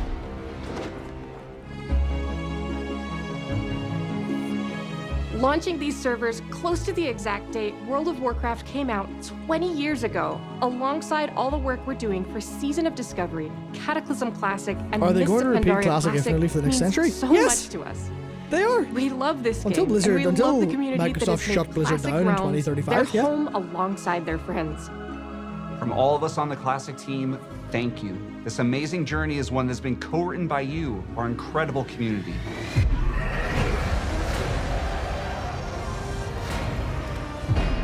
Modern. Oh, Awakening the Machine. What an event. Hi, everyone. We're in the middle of such an incredible moment for World of You see him? Warcraft. The World Soul Saga kicked off in August with the launch of the War Within. He looked And we have been dire so for, excited like, to dive you into could the tell the- expansion That's what alongside happens when all you're of you. game director of World Whether of you enjoy Warcraft. raiding, dungeons, Yeah, like it could. It really worked collecting on him, but appearances, he looks got his happy now. anime Like, back. yeah, role-playing, exactly. or exploring the open world, we hope you found a part of Azeroth that brings you joy. It's humbling to be standing here on the eve of WoW's 20th anniversary. Looking back, 20 years ago, I was fresh out of school, and I had just seen enough of the beta to know that I needed to play this game, and then immediately stopped to avoid spoiling the experience for myself. That's a nice frame. I'd booked a couple days off work for launch and was looking forward to really diving into Azeroth. But little did I know that my server would be offline for the first few days due to overwhelming demand. Shout out to Mal'Ganis. But even less could I imagine how this game would in so many ways define the rest of the course of my adult life. Oh. That's me. So, let's talk about what's coming up for World of Warcraft, starting with what's on the horizon. We have 1107 Siren Isle, which is currently up on our public test realms. This update will go live next month, and it has something for everyone. On the narrative front, this update includes epilogue quest lines for Dalaran and the Kirin Tor. No spoilers, but this storyline features the mysterious Haranir, who also played a starring role in our expansion release cinematic. We'll also get into the prologue for where we're going next, but more on that in a minute. 1107 also, of course, brings its namesake, the Siren Isle, a new outdoor environment to explore full of mysteries to uncover and rewards to help catch up your alts and prepare for the next War Within season ahead. Plunderstorm is returning, this time with a Plunder Store to give you more flexibility in earning your rewards instead of that linear renown track. Also making a return will be the latest iteration of our Turbulent Timeways event and a Winter Veil revamp. We can't wait for you all to experience this update next month. As an additional treat for those of you invested in the story of the War Within, we will be releasing a novella that explains exactly what happened to Jaina and Thrall after they left us. Nice. This Oh, novella that's is good. narrated by none other than Chris Yay. Metzen and available today. That's really Big cool. yay. I'm actually happy with that. Yeah. Oh, So, are we I know many of you spoiling have the already fucking seen PDR? 1107, In. but you have to be wondering where the War Within is going to take us after that. Okay, so following Xalatath's trail is going to lead us to a location that I've been personally excited about since we first settled on the idea of an underground expansion. Undermine, More underground! the capital of the Yay! Goblins' trade empire. Fittingly, our name for the 11.1 patch is Undermined with a D. Now, this is a city unlike any city we've That's seen great. before in World of World of Warcraft, Warcraft, standing as a Undermined. testament to the intelligence and creativity of the goblins as masters of technology and alchemy. Tinker class? And as our Tinker adventures class? continue, we will learn more about goblin culture than ever before. What's important to them, what problems they're trying to solve, what they're capable Money, of as a not having society. enough of it. Everything that makes Big them problem, truly guys. unique, beyond the humor and the explosions. Though, just to be clear, there's going to be a whole lot of explosions. We will bring down the inflation You'll rate. arrive at an Undermine that's plunged into conflict between the four major goblin cartels: Steamweedle, Blackwater, Bilgewater, and of course, the Venture Company. That's shocking. You will align yourself with a group of your choice that and Motherlode run into Barrels? notorious goblins like Monty Gazlo, Renzik the Shiv, Baron Revelgaz, Marin Noggenfogger, I know and more. those. Now, if you're going to be in cahoots Which with is the Goblin true, like, Cartel, bastard. you can't be Yeah. seen rolling I know. around in anything less than a truly blinged out okay. ride. So early on, you'll earn a vehicle designed just for Undermine to push the boundaries of locomotion within World of Warcraft. Dynamic. Yep. Undermine was ground built mounts. for speed, with Dynamic roads ground mounts. designed for Very driving, cool, which is actually. just We can as go well, drifting. because Yeah, we this can car drift. travels That's much genuinely faster good. than your regular ground mounts. You can also further adjust your car's driving characteristics. I Do you prefer am grip, surprised or do you I want to didn't think drift about more? that. Do you want more acceleration, even if it's going to come at the expense of your top speed? That's Dragon up to riding you. on the ground. You can try Fantastic, it all good. and rule the streets of Undermine, living your life 440 yards at a time.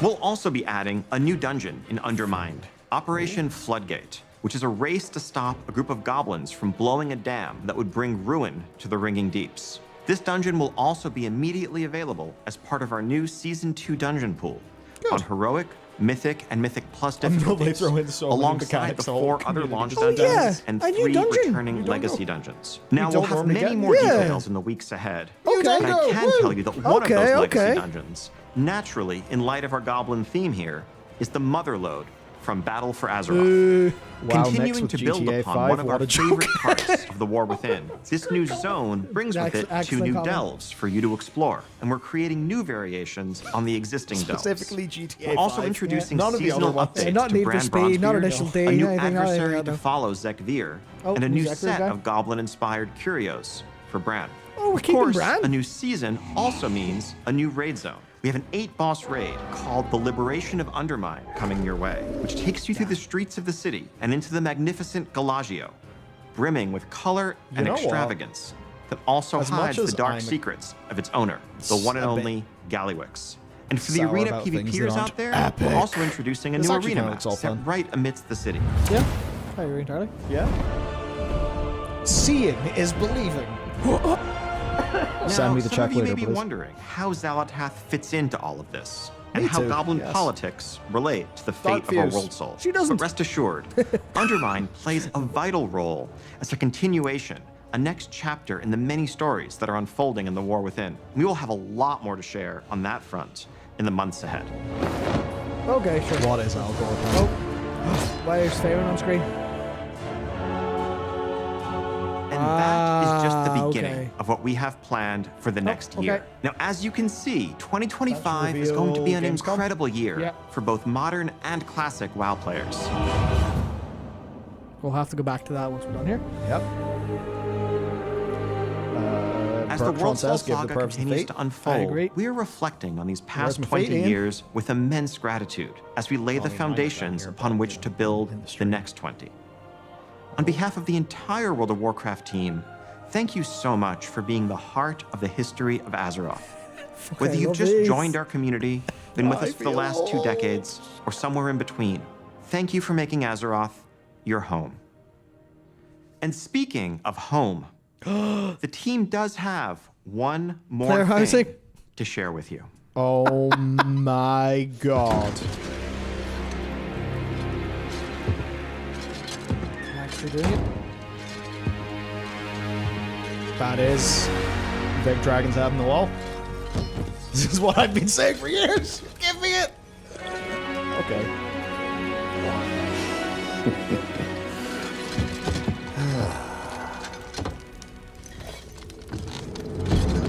Live, laugh, love.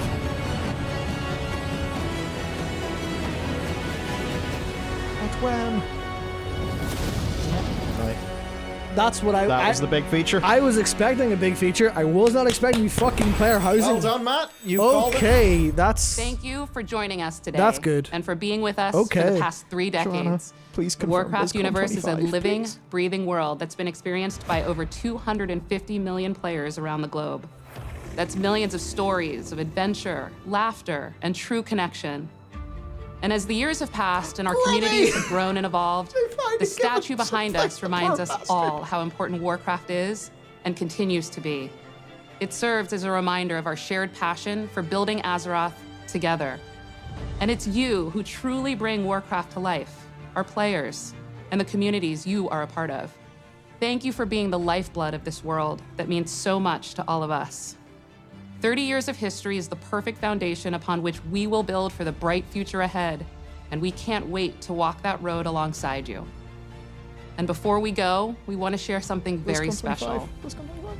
This September, 190 performers took to the stage Oh, they're gonna do more to of celebrate these 20 events. years of World of Warcraft with a series of concerts playing in it after this. Switzerland. Okay. Prepare to dive back into the history of World of Warcraft through its incredible soundtrack performed live. And whether this music invokes cherished memories or you're hearing some of these pieces for the first time, we hope you enjoy the performance. Here's to the next 30 Brandon years. says, underwhelming, damn. Zillionaire says, okay, I'm actually hyped. Damn, the Which duality one is true? The duality of man. Oh no. Rumble!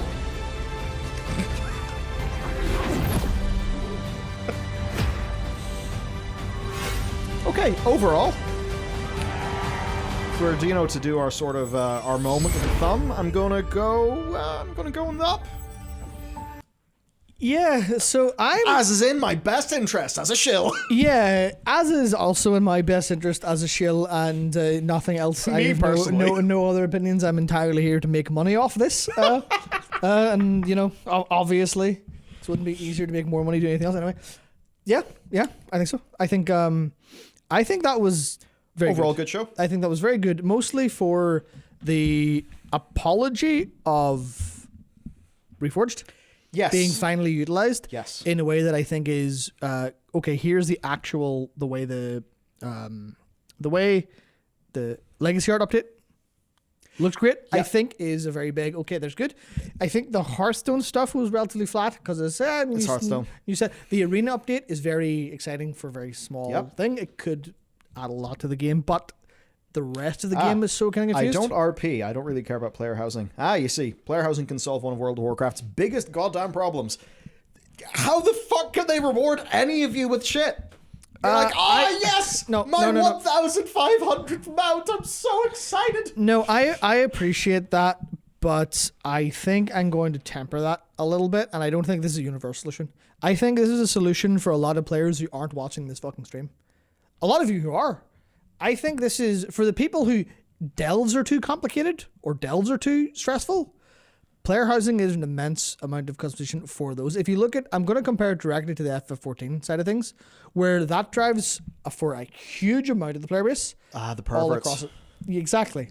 So now you've got player housing. You can have a picture of Xal'atath's feet in your own house in World of Warcraft, obviously. Let's hope the feds don't work out how to like more fully infiltrate FF14 housing than they already have. Yeah. So I think no, I actually think player housing's going to be a bit more relevant for more people. Yeah, more than just that. More than just that. I think it's a little bit more the focus. I kind of misspoke by. You could have a problem where fucking Bellular dooming already. Not even just announced the features. way- Like the way- it's going to be so shit. No one's going to like it. It's awful. The way that you framed that, Yeah. is just making me think that there'll be like, oh, you'll get a diamond. You will get the head. You will get Xal'atath's head, but iced out like a rapper watch. Oh, of course, yeah. For your mantelpiece if you defeat it on mythic difficulty. And all the people who can't do that will scream. So that I'm sort of expecting. But, okay, at least for like the mid-core player type, which I think I am. Yeah. That is potentially very huge. There's probably like, there's a few aspects of gameplay we'll have to think about.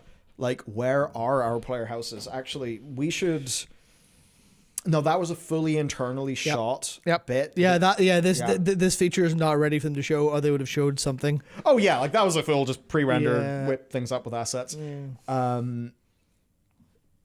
But thinking about looking at this, I'll just kind of loop it here while we get. They are sort of saying that you can place things in different areas. Like look at how the camera moves. I understand what you're saying, but they're saying fucking nothing with They are saying nothing. They're suggesting things. Yeah, potentially. looking at this, I see probably attachment points in rotation for how you're placing those items. Yeah. You're probably having Theoretically. small, medium, large, sizes. all genre staples of things. Yes. Yeah, you can see how you would like modularly build that out. So theoretically, yes. one of the problems that WoW's got for the like longest time is there's only so much shit you can collect. Like, think about all the toys in the game right now. Ugh, boring. So this is a whole other vector for that. Where it would get interesting to me, though, is can you make training dummies in your house? Could you, what sorts of things could you put there? There's obviously a little bit of concern about taking shit out of the world. But I think player housing, you got to strike a balance, but I think going pretty hard into player housing is a good shout. I'm thinking about how professions could be tied in. That could open up a whole bunch more gameplay. One of the issues you've got with professions is the economy just rapidly explodes, and there's only a few things that are profitable, and then like only just profitable, right? Like, so this could open up a whole other thing for professions, for collectibles, for world content. Could be quite the game changer. Also, thinking about the warbands feature, ways you can integrate that. Yeah. So I can actually see this being pretty huge. So the final thing, it's also a actual box feature. So the sorts of features that actually cause a broader audience to like sort of perk up and listen. Because usually, I mean, it's been the meme, 8 dungeons in a raid, wow, with 4 zones, I can't believe it. That's obviously extremely reductive, and it's not how I think about the game, but it is how like fucking Johnny Nodick in the PC Gamer forum section, whoever he is. Right, okay. You know when you like go to a normie website like PC Gamer and you see the comment section and it's all just absolutely unhinged shit. The stuff that will get those people into our community. Hang on, that's a bad idea. But you know what I mean? Stuff that can achieve cut through, where hearing about delves to a lot of people, it's it's a gameplay system. Oh, a delve. Oh, I've seen that in Destiny. Oh, blah, blah, blah. I don't. Blah, blah, blah. But player housing is like, oh, this is a new feature. Thinking about how Garrisons got a lot of cut through. Obviously, Garrisons ended up backfiring. I think it's looking at how they have framed this. It is the polar opposite of Garrisons. It looks the polar opposite of Garrisons. Yeah, I think this is where if we're being really, really, really honest, this is not indicative of what anything's going to look like. Oh yeah, if we're being honest, we know nothing. We can figure out like kind of things they're suggesting.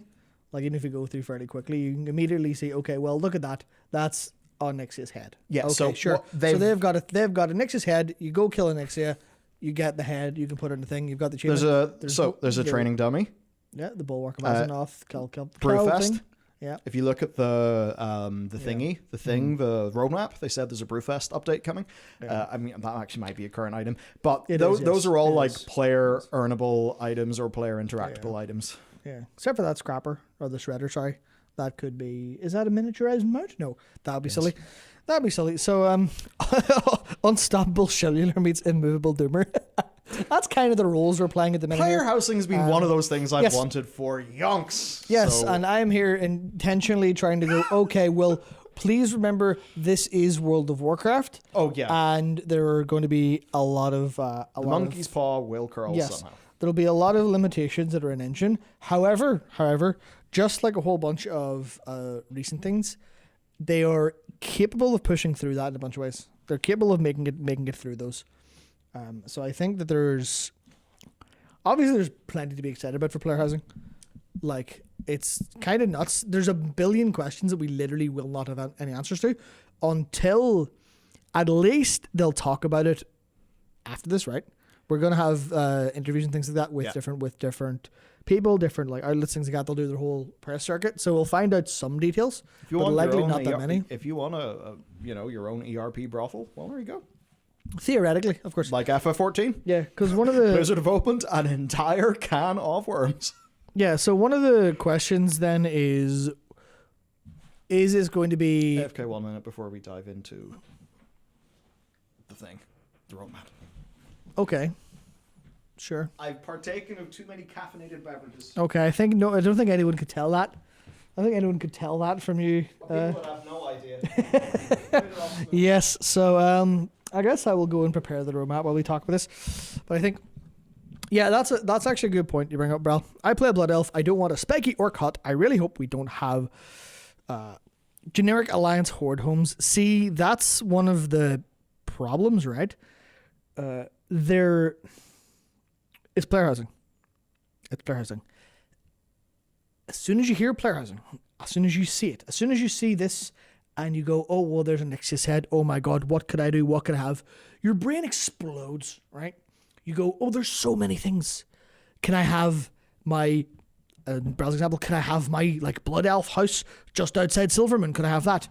Could I have, could I set up in the Barrens? Could I set up as a Tauren in Mulgore? Could I have all those things?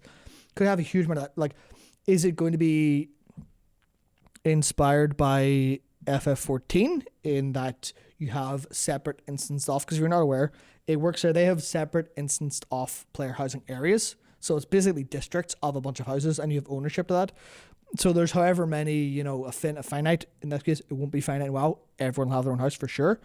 But in that case, it's like, okay, well, here's the neighborhoods basically and different phases of neighborhoods. You have one of those, you go there, you have neighbors, you have outsides, you build all that stuff. Is it going to be like that, or is it going to be closer to garrisons and how garrisons were physically implemented, which is here's the housing area for Alliance, for Horde? Is it going to be more like that? Or is it going to be actually here's a bunch of customization in terms of place, in terms of everything? Because obviously, someone's talked about there being midnight zones. They could be midnight zones, right? They could be midnight zones. There's also the question of if they make this, is this affordable housing? Is this free housing for everyone? Or is this something a little bit closer to FF14's, oh, you need money and you need to, like, they'll make it available, obviously, to everyone, but will you need to throw down 200, K, 300K, 2 mil, 5 mil for different frames of houses? Are they going to tie it into the economy that way? Or are they just going to tie it into gameplay in the way that they're going, okay, well, as we have here on screen, you've got the Kel Sarar or whatever the other one's called. You've got the Bulwark Vazanoth. You've got, Keldalar.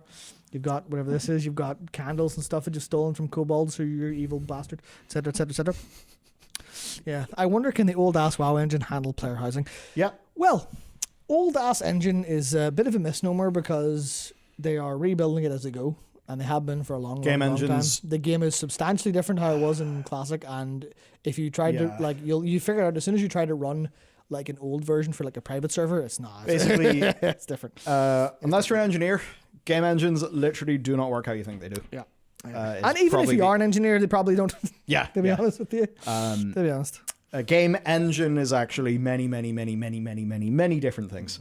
They're all systems that play together, so you keep on upgrading those systems.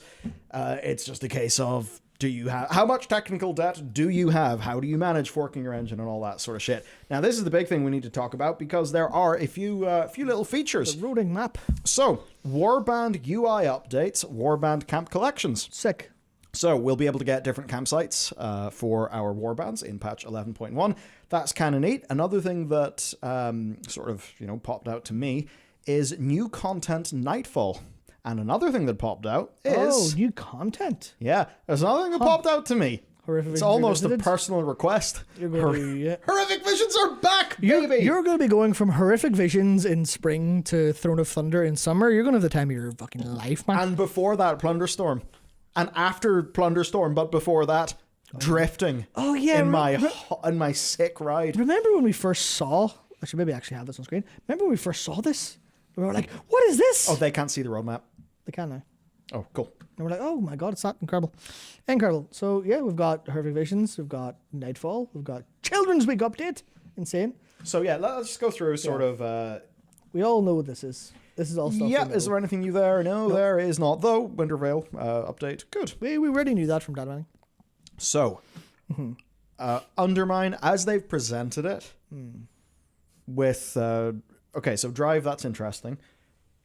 You've got dynamic flying now. They're basically applying that to our ground mounts. Is it a no-fly zone? Don't know. I would imagine they wouldn't do that. I imagine they would into a point, potentially. Okay, potentially. Theoretically. Because they did it with... Or they're doing it with the Saturn L. Yeah. It's unflyable until you finish the... What is Warband Camp? That's just your login screen. Yep. So basically you'll be able to collect different login screens for your characters.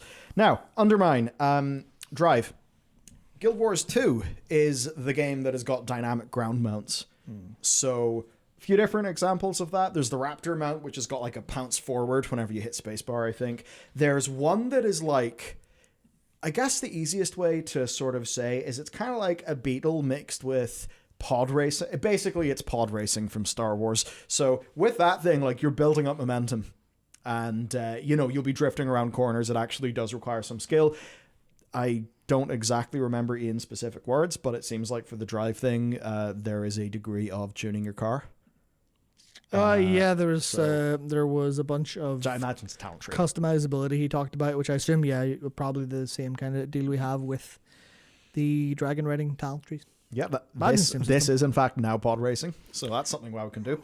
I think that's really cool. Obviously, this will be, this could just be a little small thing just for this patch for a bit of fun. But like dragon riding, they used having the dragon theme as a sort of excuse to put that in as a test. Yeah. In this case, we're going to see the same thing again, right? We could probably see similar. Yeah. If it works, if people enjoy it, if there's not like this is shit and we just like skywriting, if that's the resounding feedback, we'll likely never see it again. But I think that's the thing where they're very happy to make bets like this, and that's what I like. They've been emboldened because that bet actually worked for dragon riding, and I think a lot of us, when we first got our hands on it, we knew it was going to work, but there was also a substantial amount of, we know this is going to work, but there's still that fear of a lot of people aren't going to like this. There's WoW players hate change. Yeah, they also hate playing. And they also hate playing games, and they hate World of Warcraft. Yeah, yeah. I think that's the one thing you'll extremely learn about bias. any the devs game. are out of touch. What does that mean? Nah, they're talking amongst themselves. Oh, okay. Yeah, so I think that's good. You actually need to do shit like that so that the game is not completely left behind and feels like unplayable ancient trash. So, decent example, even just going around doing like mining and shit, it was absolutely like painfully boring with old flying. It's way more interesting with new flying. Just the basic locomotions there.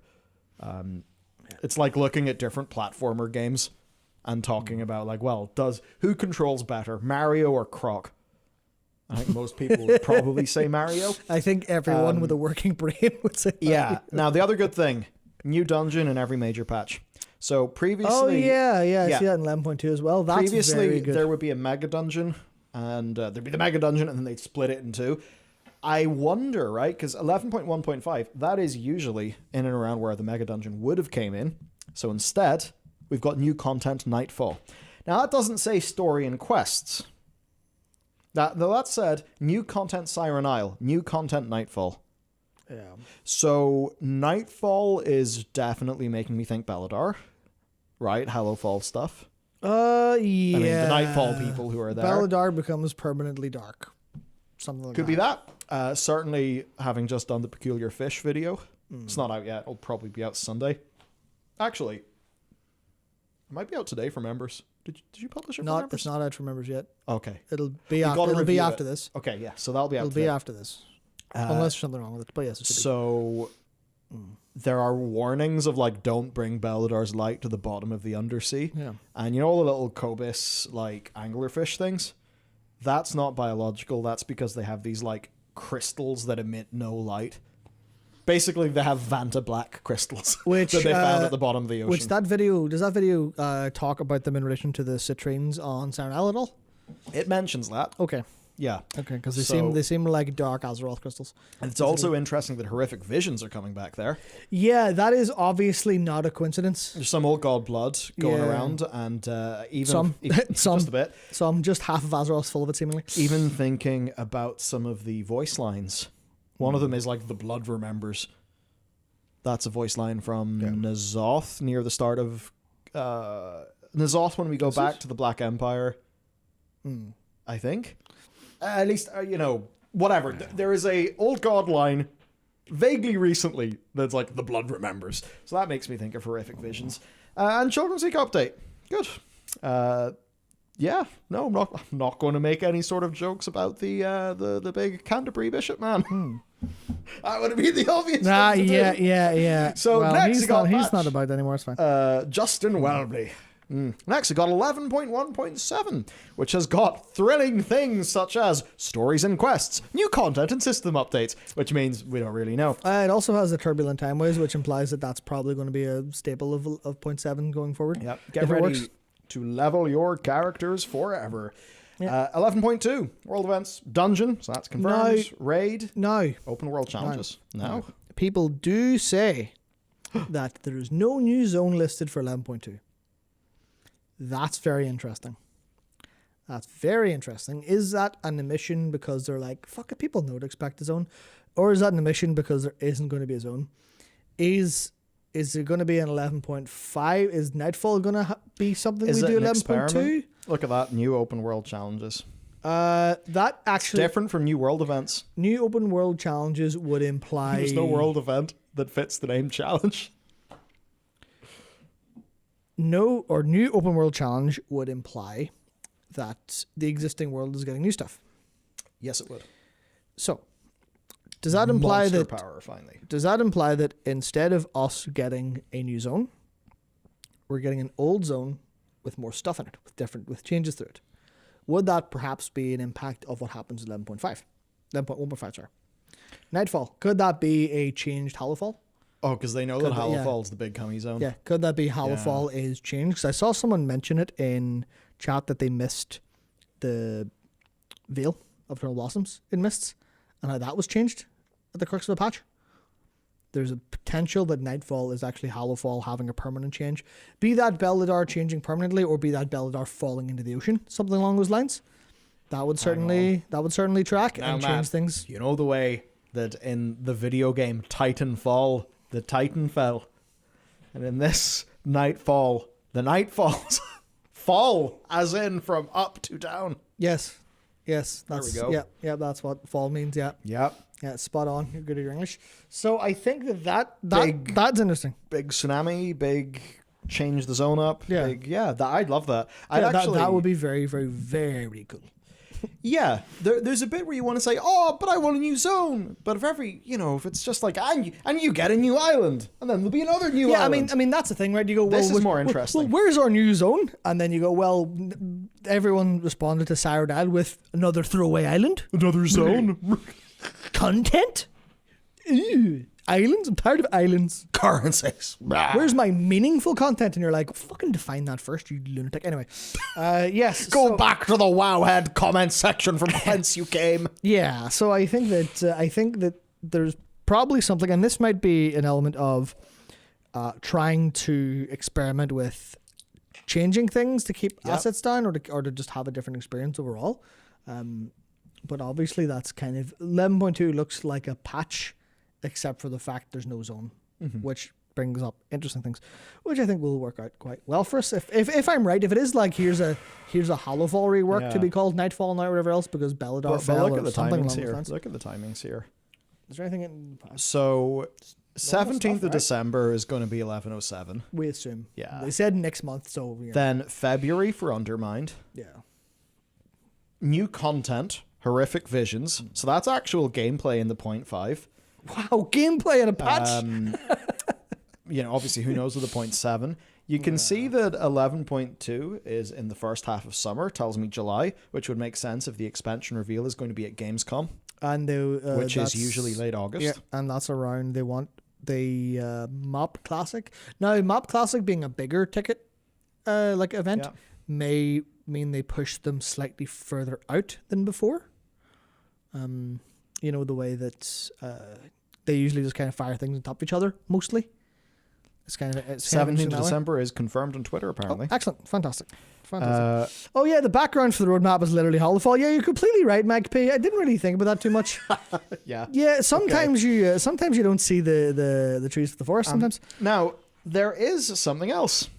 Is there? There's something hanging from the roadmap, Matt. The wee triangle? It's a strange triangle. Yeah, that looks like an interesting triangle. Now, this is that a mountain?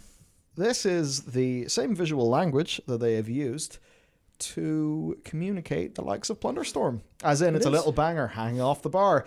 So this could be another remix. It doesn't look like a remix. It doesn't look like a remix. It looks like it's a weird rune. Sorry. It's very unprofessional of me now, sneezing. It is a weird rune, but you can see its release timing is after 11/27. The little thing in the middle is a house. That is a house. Yeah, it's a house, right? It's a house. It does look like a house, doesn't it? I mean, it looks like a house in that it's a triangle with a door. But yeah, it looks like a house. Okay, if they did player housing And also, yes, you're right. It's like a Hearthstone. as It's a the house stone. flipping bridge, Is it pre-patch? that would be... No, I wouldn't be pre-patch. I wouldn't be That pre-patch. would be pre-patch. No, that's winter. Oh, you're right. That's winter. No, so this would That would basically be, be... Imagine at the end of Dragonflight, where Season 4 would usually be. You just kind of get player housing. Player housing season Now, 4? But what could be cool there? Season house? Here's the problem with the... Here's a problem they would have with player housing if they implemented it just in midnight. You'd expect would alts suck. rewards and shit to just be there at midnight. Yeah. Now, if they implemented it there, and then there's loads of shit to collect throughout War Within, that's a really good way of keeping that expansion content relevant. It would definitely give season 4 a burst of life. Yeah. And also So it would. teaching players how to do all the player housing stuff so that when the new expansion arrives, they're actually excited about whatever the new expansion will bring for housing. Yeah. Interesting. That's that will be Also of fascinating. note, there's no season 4 there. Season 2 and 3 are there. No 4. But that's because we've got the season of House. Season of House? Yeah. But do you think that... They've announced a new season of House MD. I mean, do you think season 4 of Dragonflight just made them realize, why the hell are we doing this? Yeah, I think it did. I think they're like, what the fuck's the point of this shit? I imagine they would just be like, here's your Legion remix instead, but they haven't figured that out. They haven't long as it's decided on that or something. One thing, I would absolutely not expect any house-related stuff to be like FF14. As much as people think FF14 housing is a cool feature, it's also, in so many cases, been a colossal, extremely archaic, player-unfriendly clusterfuck. I think there are a lot of customization things things they will borrow and mean, look at as inspiration. approachability. Yes, but in all those ways it will be vastly different. Yeah, like it's not even like there's not going to be a house lottery. I talked about that a little bit with your way, I think, and it was like, no, it's not going to be like 14 at all, not even remotely close. Because that is a scuffed system made by lunatics. Yeah. How have you found the patch so far? The 14 patch. Yeah. I logged in and then went to bed. Very good. Because I don't have time to play games anymore. It sucks. Bad game. Very good. Could not even keep Matt from going to sleep. I'm genuinely sat here thinking, when the fuck can we finish stream so I can actually go and finish my work for the day and then go do the Alliance stream. No, anyway. that's it. See you later. Yes, we're talking about World of Warcraft now, I think. And the housing isn't going to be anything like that. They'll look at the parts that people really like about it and some of the cultural elements it's enabled in terms of like the things like having guest books, able to visit houses, being able to explore things is probably something they'll be happy to do, but they're definitely not going to make it limited or make it a heavy economic burden or have it demolished if you don't log in. If you drop your sub, they're not going to kill your house. Like, there's not going to be things like that. It's going to be substantially more of the personal. In the same way, World of Warcraft is a game that is extremely personal, and you can not interact with anyone if you don't have to. Yeah, as I zoom in on this more and more, it's totally that. Although it's funny, because it's a triangle, it reminds me of those traditional Swiss houses that are very lovely looking. Anyway, yes. So that's kind of like that. I don't want to shock you, everybody, but the 21st anniversary of World of Warcraft is on the roadmap next autumn. I can't wait to get 21% increased XP and reputation. I remember when I used to be excited for that. I used to actually look forward to the 15th and 16th anniversary because I would level stuff. But now I just level stuff. I'm just level 90 in 4 seconds. There's something different here. What? So look at season rewards refresh. What does that mean? Season rewards refresh? Yeah, the bottom there, just above season 3. That's interesting. Could that mean them changing up? Because the seasonal reward format is currently just gear, big happy smile, crests.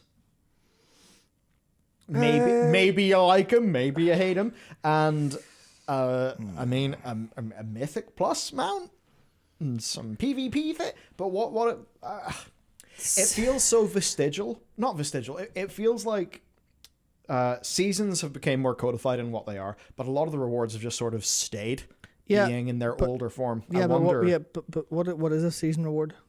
Surely you would say gear. Should you say gearing? No, season reward refresh. That makes me think. Well, your gear's not your reward. Your gear's your gear. Wait, Matt. No one calls gear rewards. Oh no, that's what. No, I know that. Yeah, no, I'm wondering what the fuck they do. Okay, right. Like between flipping, all the mounts and the titles and the things. Yeah. Maybe they give us a seasonal battle pass. I would scream with rage. I've sucked those words out of the microphone. They've been unspoken. It's fine.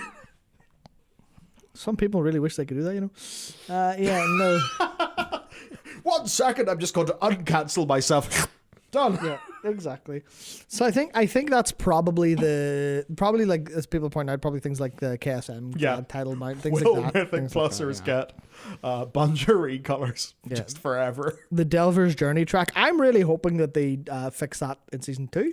Actually, it's not that rewarding. Do you know? I think they've came up against a little thing there where I get that the rewards are nice and thematic on the Delver's Journey The Delver's Journey track, but for other pillars of content. I could totally see that. Suggests. I think that would be way more engaging because one of the big problems they have right now is they don't have a bar that goes forward. They don't have a bar that goes forward, and we know that for players like. No, not TH. No, like THD. He loves his bars, doesn't he? He loves his bars. Big bar filler.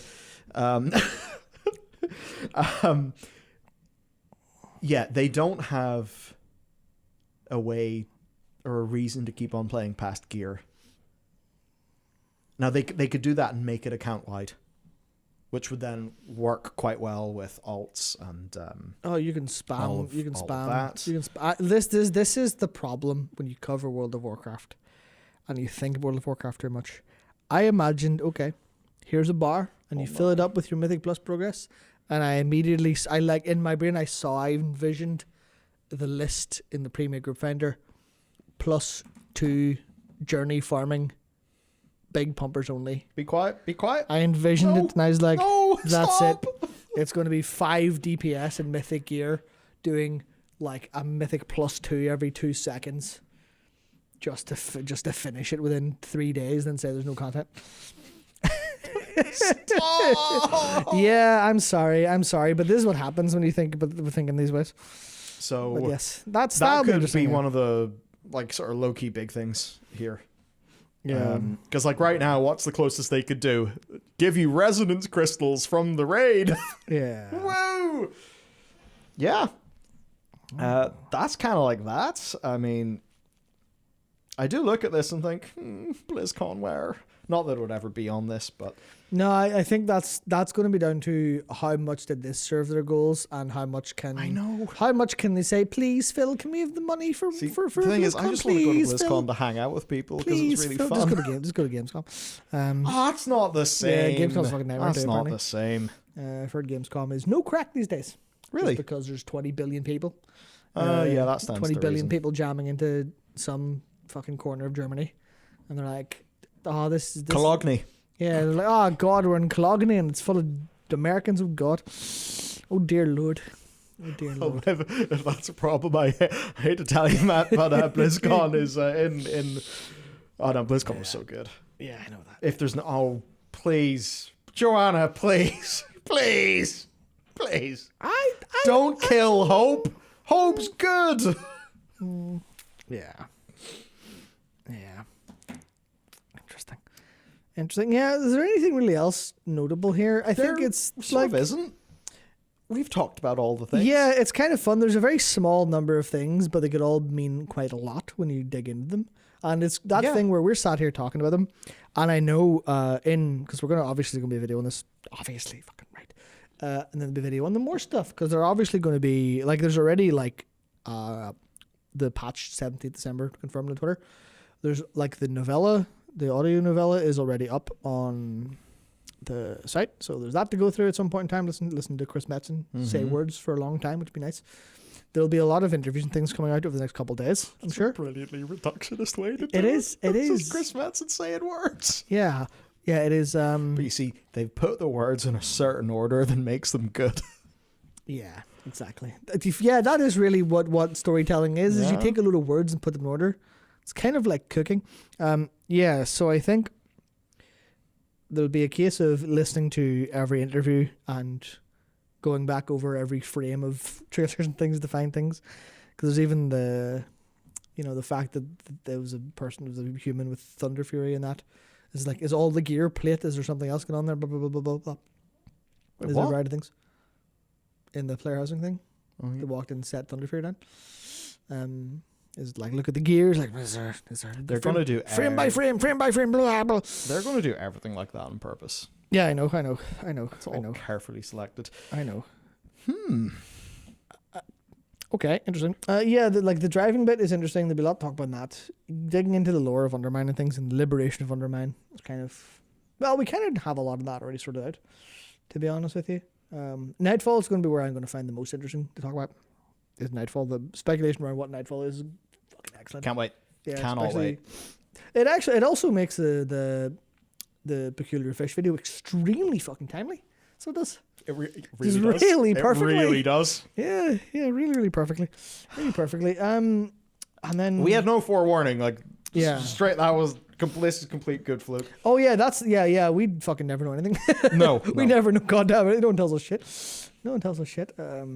But to be fair, I think if they did say player housing been announced, I think it'd be very difficult to not at least joke about it. Like, no, at least spill the beans a bit. I will be a consummate professional. I wouldn't be.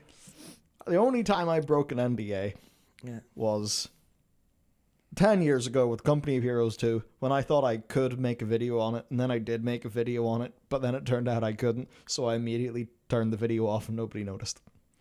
Great. And the earliest, and that was in the first year of this channel's existence. Some old school Bellular lore for you. And Right I've been by the book ever since. That one moment of fear. He's like, oh no. Yeah. Now, the only problem we have here is I don't think anyone's really noticed this, talked about it. It's the fact that World of Warcraft is in fact reaching end of service this winter. And it's just over. There's nothing else. You can actually see it. It fades to black. Yeah, it's over. So, yeah. It's been a nice time. Yeah. So It's okay. They did hard confirm we will be here until 2045. And you know what the sad thing is? When I sort of think through the future, I'm like, Jesus oh, Christ. fuck. I mean, I will be there at 2045, won't I? I don't have any choice now. In for a penny, in for a pound. I don't know if I could make it, to be honest with you. Here's the thing, though. We've already invested. It's like profession knowledge. We've already invested so much of our knowledge. Matt, we've bricked our build. World of Warcraft's the only thing we can do. Oh, I really... Do you think we're just like, you know what? I'm going to become a nuclear physicist instead. I'm going to be honest. I really wish you hadn't said that, because that has genuinely been a critical hit in the back of my brain. You bricked your build, yo! You've bricked your build too. We've all bricked our builds. Yes, Valorant, I am already in the Terror Cube, yeah. Yeah, I climbed into it thinking it was comfy, and now I'm stuck. Uh-oh. Yeah, you're right. It is going from yellow to green. That's interesting. Green. I don't know why that's interesting. Why green? Why green? Because Midnight's purple. What does it mean? Because Sargeras is coming back. I don't know. Well, we know that's happening. But that, of course, is happening in 2029. Yeah, why is it green? Like the download bar in Battle.net? Yeah, that's a good question. Why is it green? I don't know. Is it taking a leaf out of YouTube's book? It's a gradient. Oh, that's a great. I love a gradient bar. Yeah, I love when for no reason my red is suddenly slightly pink, and I think I've lost my fucking marbles. You can also get the enhancer for YouTube to make it blue instead, and it doesn't look as green. Yeah, I do love it whenever a bit of UI changes, and you're like, am I having a stroke, or has a company done something? You can't have yellow in winter. That makes sense. Yeah, you just can't have, except for the fact it's here. Don't eat the snow over here. Oh, you can eat the snow. A piss joke. You can eat the snow, but not that snow. Yeah. Well, I mean, I could make a joke about the winter Monster Energy promo that they'll probably do, but I won't. Oh, yeah. That's it. This is a soft confirmation of a Monster Energy limited time promo next winter. Damn. Perfectly timed with the promo they have just ran. That really does, but in a massive... Yeah, that really does actually spark a lot of joy in me, believe it or not. However... I don't know why. The joke goes even deeper. Because your monster is yellow. It just does, yeah. like this winter's bar. Yeah, I should have had the green one. Do you know what's green? Yes. The Afterlife Fanta. My Apple Fanta. For a movie that's no longer in cinemas. Something was mentioned there. It was Young Dak said, looks a bit like the remix sand texture. Yeah, it's probably Legion Remix. Because it's green and it's over here. It's probably Legion Remix. It looks a wee bit felly. Oh, hang on a fuck. Could it be both houses? Let me just look in. Let me just look really closely at the screen for a second till I see if it is actually the fucking Argus texture. Hang on. is really professional. You guys have a look as well. Yeah. Yeah, oh, you just showed them the name. Yeah, so that actually, honest to Lad, God, what do we think? that looks very much like an Argosy Legion texture. So Now- I'm going to call that Legion Remix hard confirmed. What does... Why is this camera on me like this? Please put that somewhere different. I don't like this. Oh, it's the same. Perfect. What perfect. does... Just move here. What is the teleporter icon? What? For the Vindicar? It's the 3 green. No, it looks like this is like a lotus flower kind of thing. It's the triangle with the 3 other triangles outside it. That is not the icon for it. That's not the icon for it. That's not the icon for it. Oh, god damn it. This is Genshin Impact. What? How did you find Genshin Impact? I typed in Vindicar teleport map icon, and the first few images I've got are from Genshin Impact. How did you manage that? Dang, weebs. There's no match that icon. I googled it. Good shout. Dwanker. Yeah. Yeah. It is clearly a Hearthstone. It's a Hearthstone. A house stone. Oh my god, we'll get a second. Get a second Hearthstone? Or Hearthstone for our second Hearthstone? Yeah, for your house. Where what fucking world do you live in? We have only 2, mate.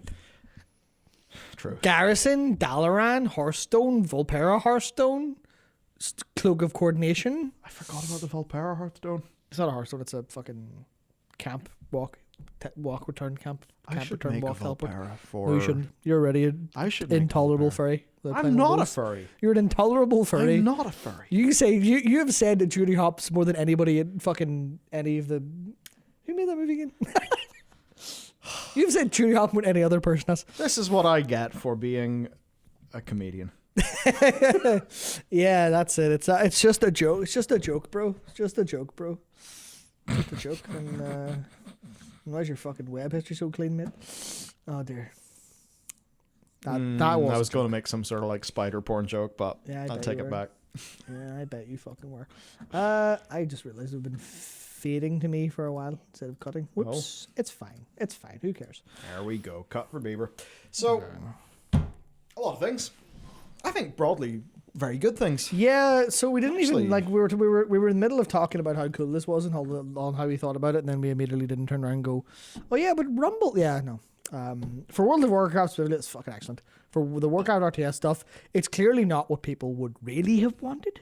People would have loved them to go Warcraft 4 and it's good, and we spent $300 million and it doesn't matter if it makes any money. I think but there's... this is like the best realistic thing we're going to get. Yeah, there is no real... There's no universal people where people expected that. No universe where reasonable people expected it. Okay, yes. I'm going to say. There are definitely people who are just like, it's about time for Warcraft 4. Maybe it'll be there. But I don't think they count. Yeah, like knowing things about the team is about how things have went down. Like literally do not have the capability to do anything close to a Warcraft. Yeah, they've got Brad Chan and the 2 people who didn't have names who were playing it with him.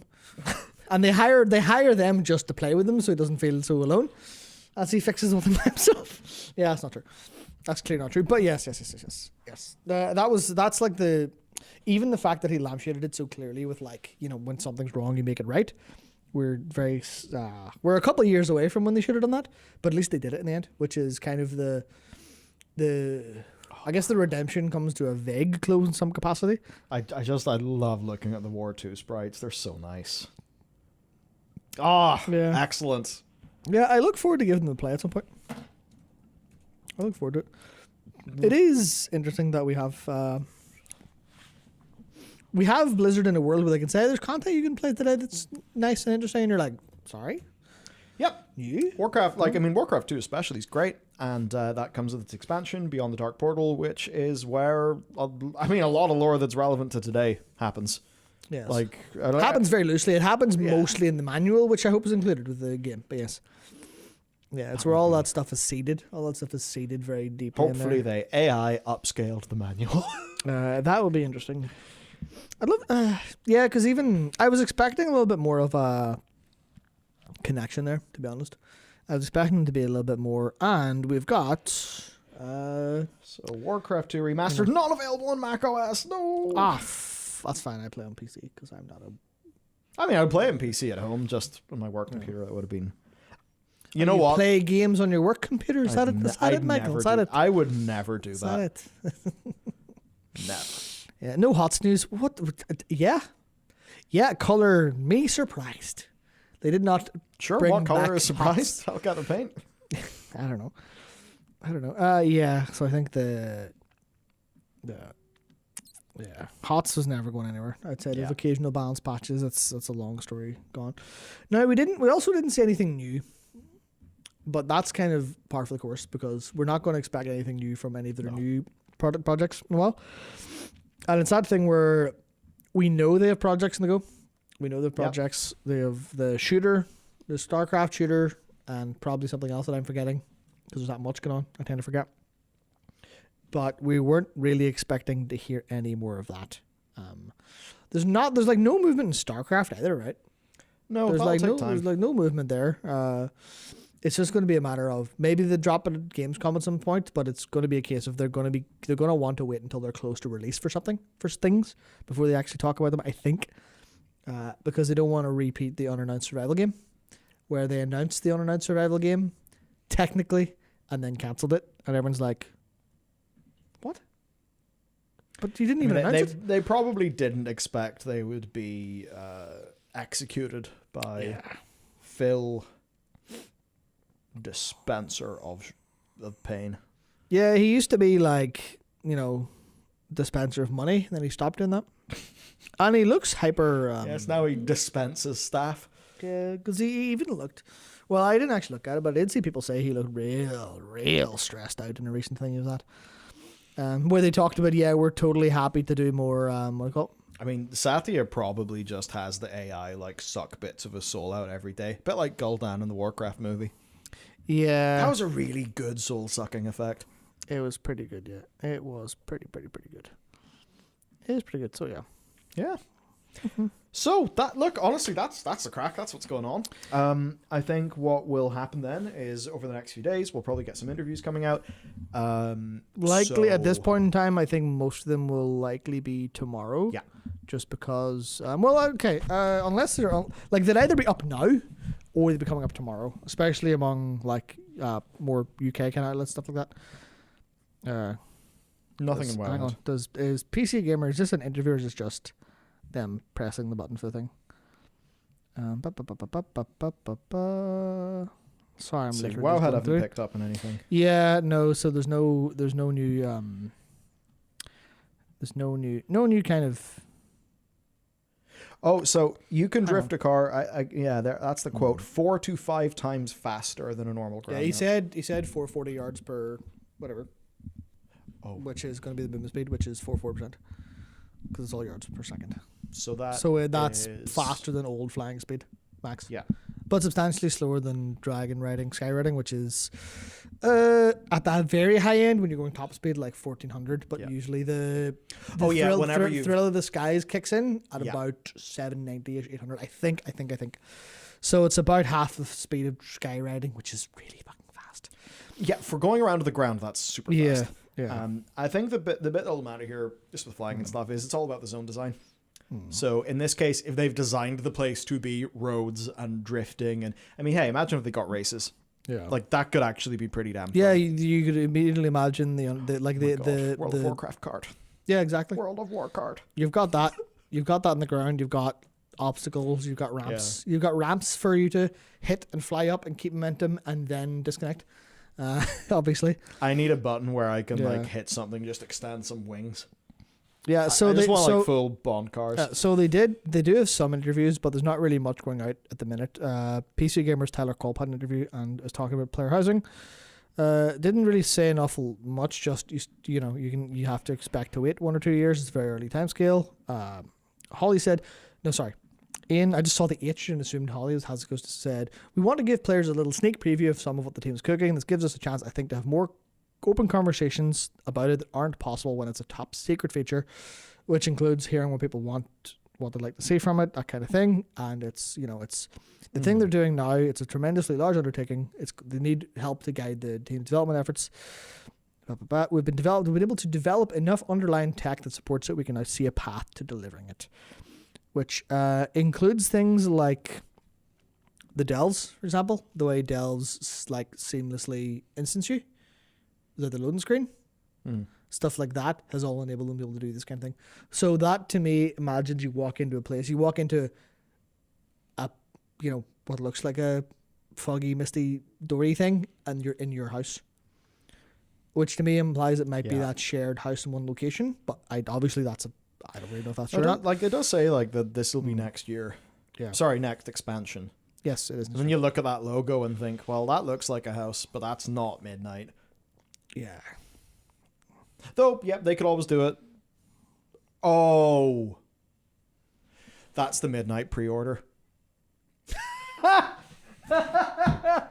Yeah, you please. The line must go up. Purchase your player house now, please. Sorry for your ears. I say that because from Legion to BFA, they ran with the pre-order that I think you could do immediately at BlizzCon. You could, and you got the Allied races. That got you Allied races. And then I also changed my paladin to a Light Forge Giant. Yep. And if they have, I mean, thinking about a system like that, it's probably a little bit fucking airlocked off from other shit. Yes, no, that's the that's the interesting part. Keeping that airlocked off will be fascinating if it is closely connected to a bunch of rewards. But at this point, we're literally speculating on things that they don't even know how it works internally. Not even done yet, so we'll have to wait a little bit while. So overall then, I'd say good, happy. I'm not really sure if there's much else for us to talk about. No, I'm looking through the assets they posted on the press center to see if there's anything. I don't really see much of note here. So it's probably worth us calling relatively shortly. I'll get a few things laid in for the video tomorrow, and we'll gather together all the different interviews, press things that happen, and that will be our Friday stream. So we'll be back. We'll be back in 2 days. Will do, yeah. Very good, man.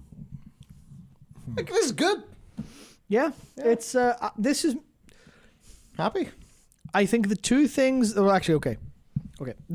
The three things that I'm mostly surprised by here are player housing, of course. I didn't fucking expect it in the World Soul Saga, if I'm honest.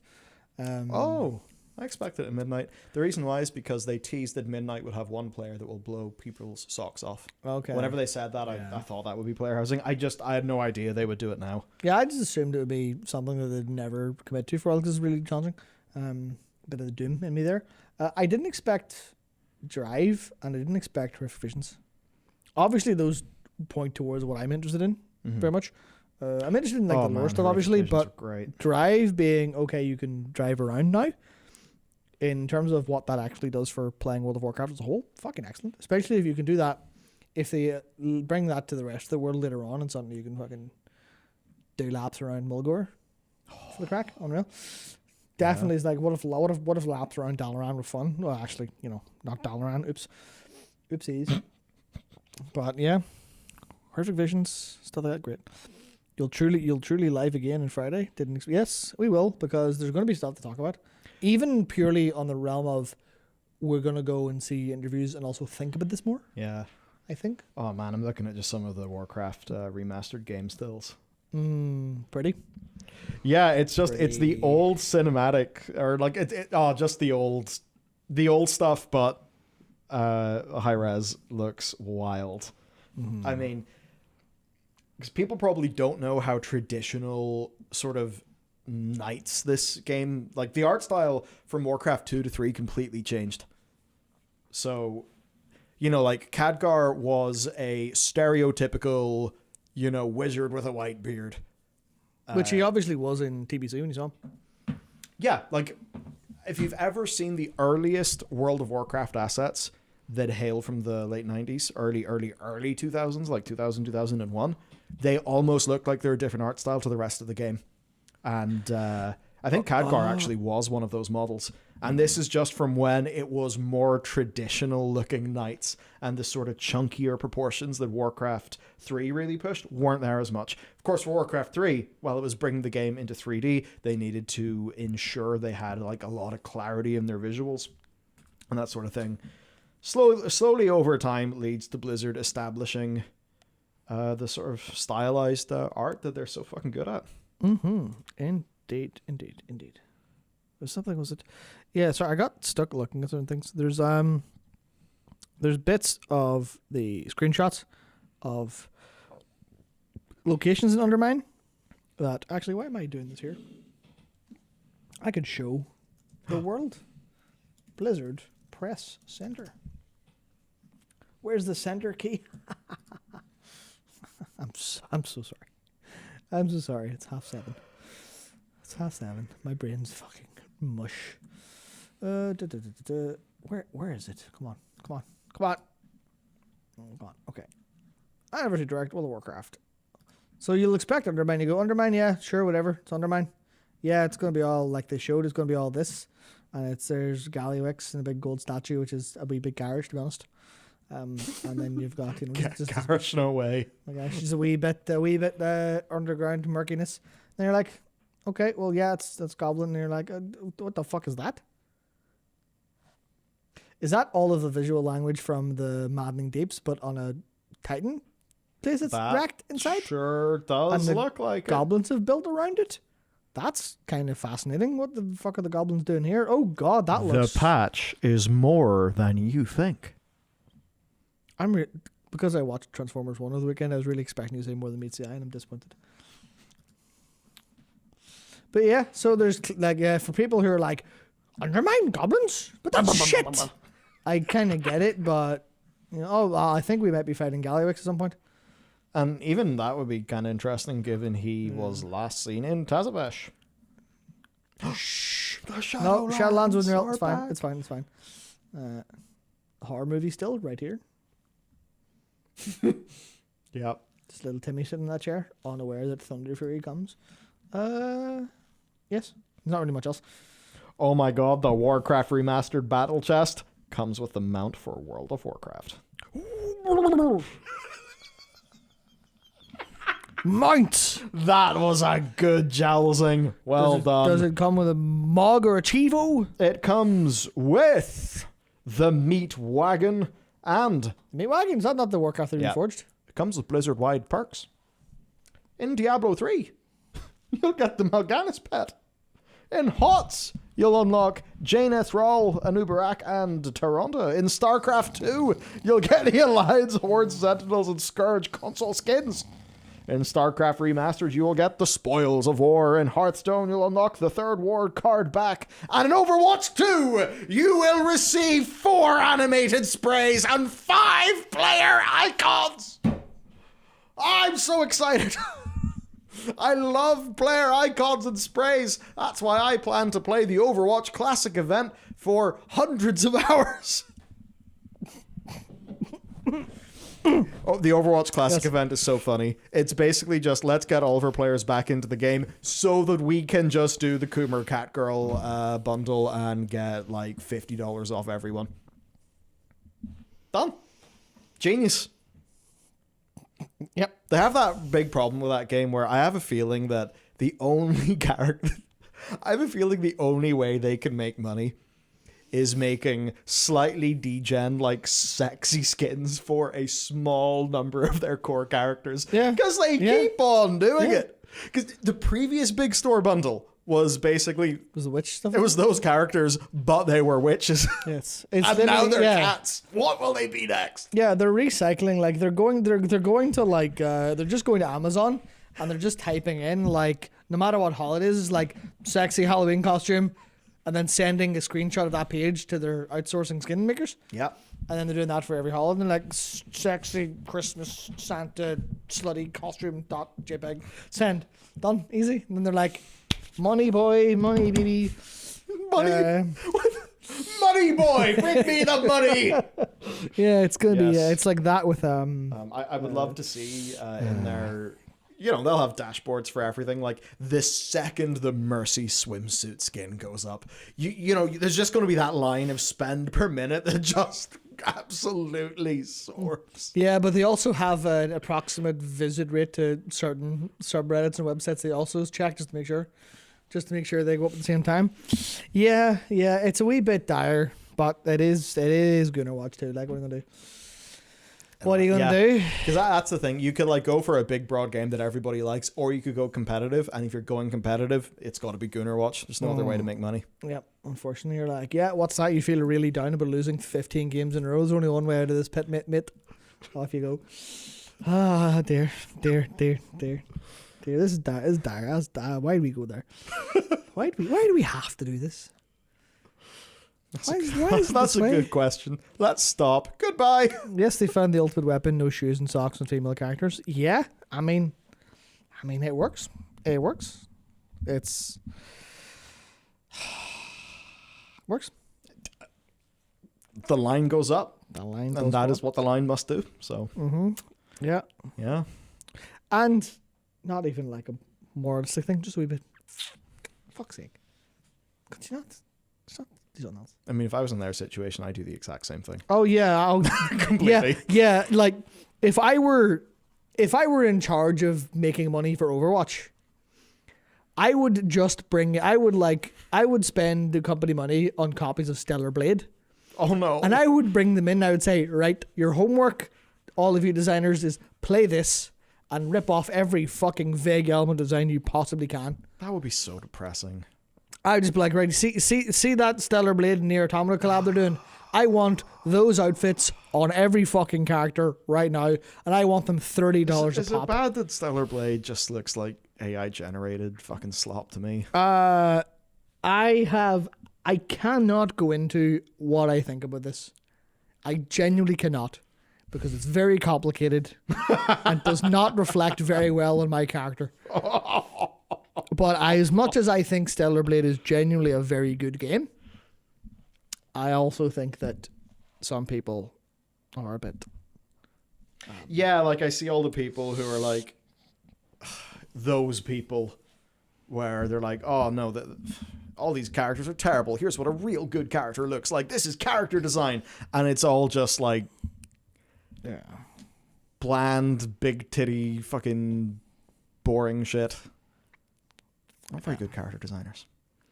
Yeah. Which is for some reason, if you went to X.com, you would think that. Oh yeah, which is completely a representative place. Yeah, but I think the comparison I have to the comparison to 2B specifically always annoys me, because obviously 2B is a very attractive character. Everyone has largely agreed this to the point where the UN convened. Everyone sat down and went, is this the one thing we can agree on? Yes, absolutely. But also, like, the actual character design is fucking immaculate. Like, the reason it's not just because Shad's also the amazing design. In the way that amazing designs can proliferate really well. It's just like how Quiet breathes through her skin. It's not like a Quiet breathes through her skin. I knew that would be the one. You will be ashamed of your words and deeds. Oh, dear. God, Kojima's one funny boy. Yeah.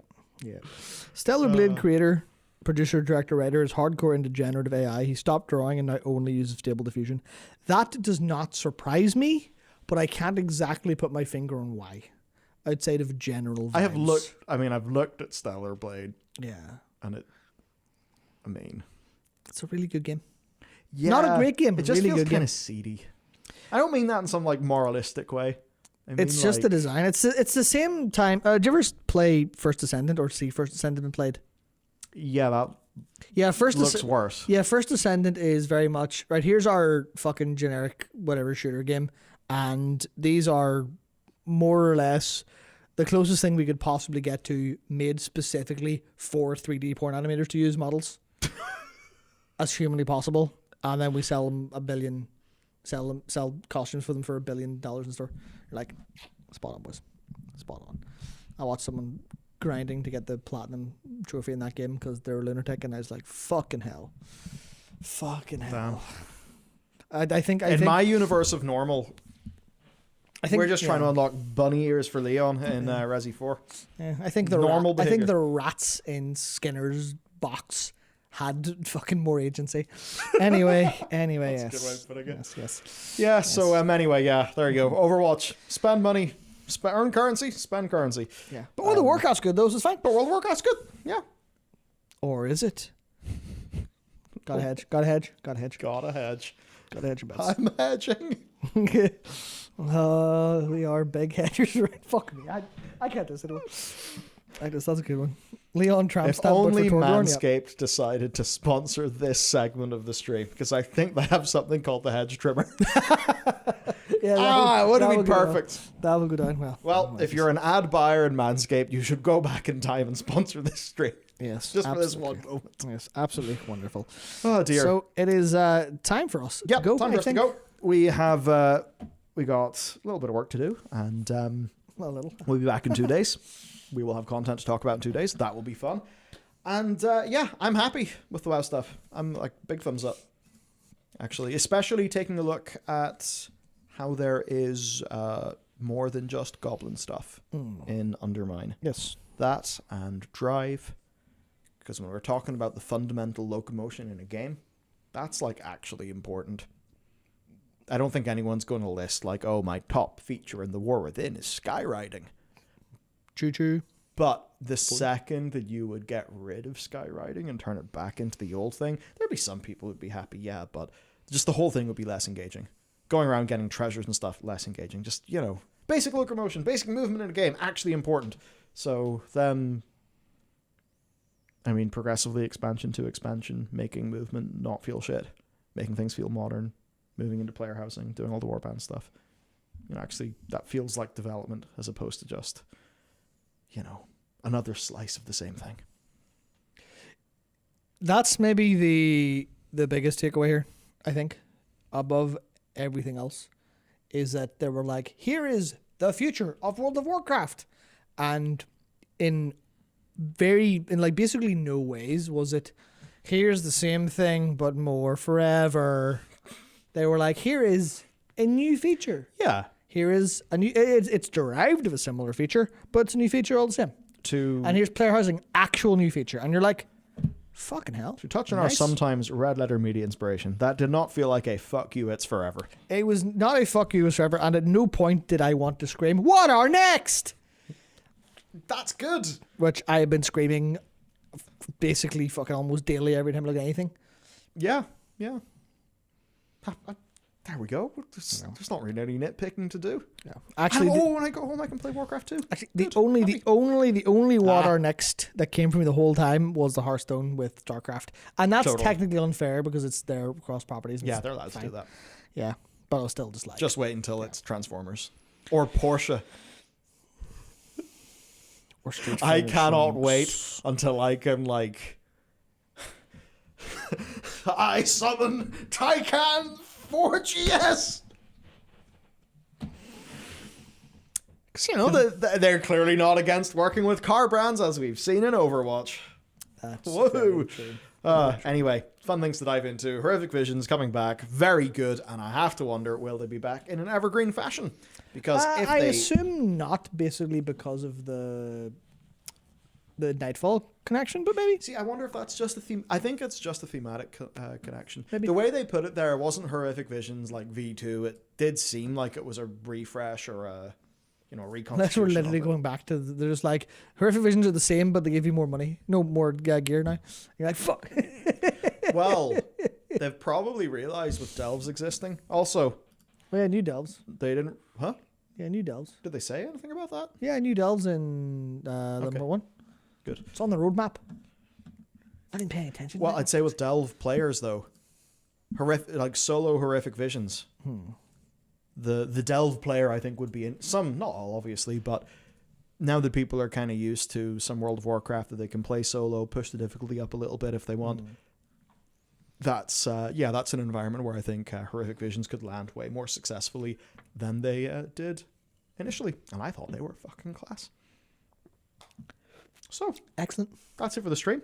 We'll be back in 48 hours. Just under 48 hours. Probably Yep. 40, what, 40? 45, 46? 5 p.m. on Friday? Yeah, it's about 45 hours. 5 p.m. British time. So Great we'll see you British then. time. We'll see you then. I'm going to go and do stuff. Yep, same. All right. Have a good day, and I'll see you on the Warcraft 2 BattleNet ladder. I don't think that exists. I won't see you there, but I can't wait to play that. Fuck, I hit the wrong button. No! Oh no, we've got to do the stream again. Yeah, work. Which fucking one was it? Oh my god, it's over for me. Was it this one? Matt, the value of no shit. The value of our limited edition soundboards has just went up massively. Job's done. That was it. It's this one. It's this fucking button. Yeah. Actually, no, yeah. Job's done. Goodbye.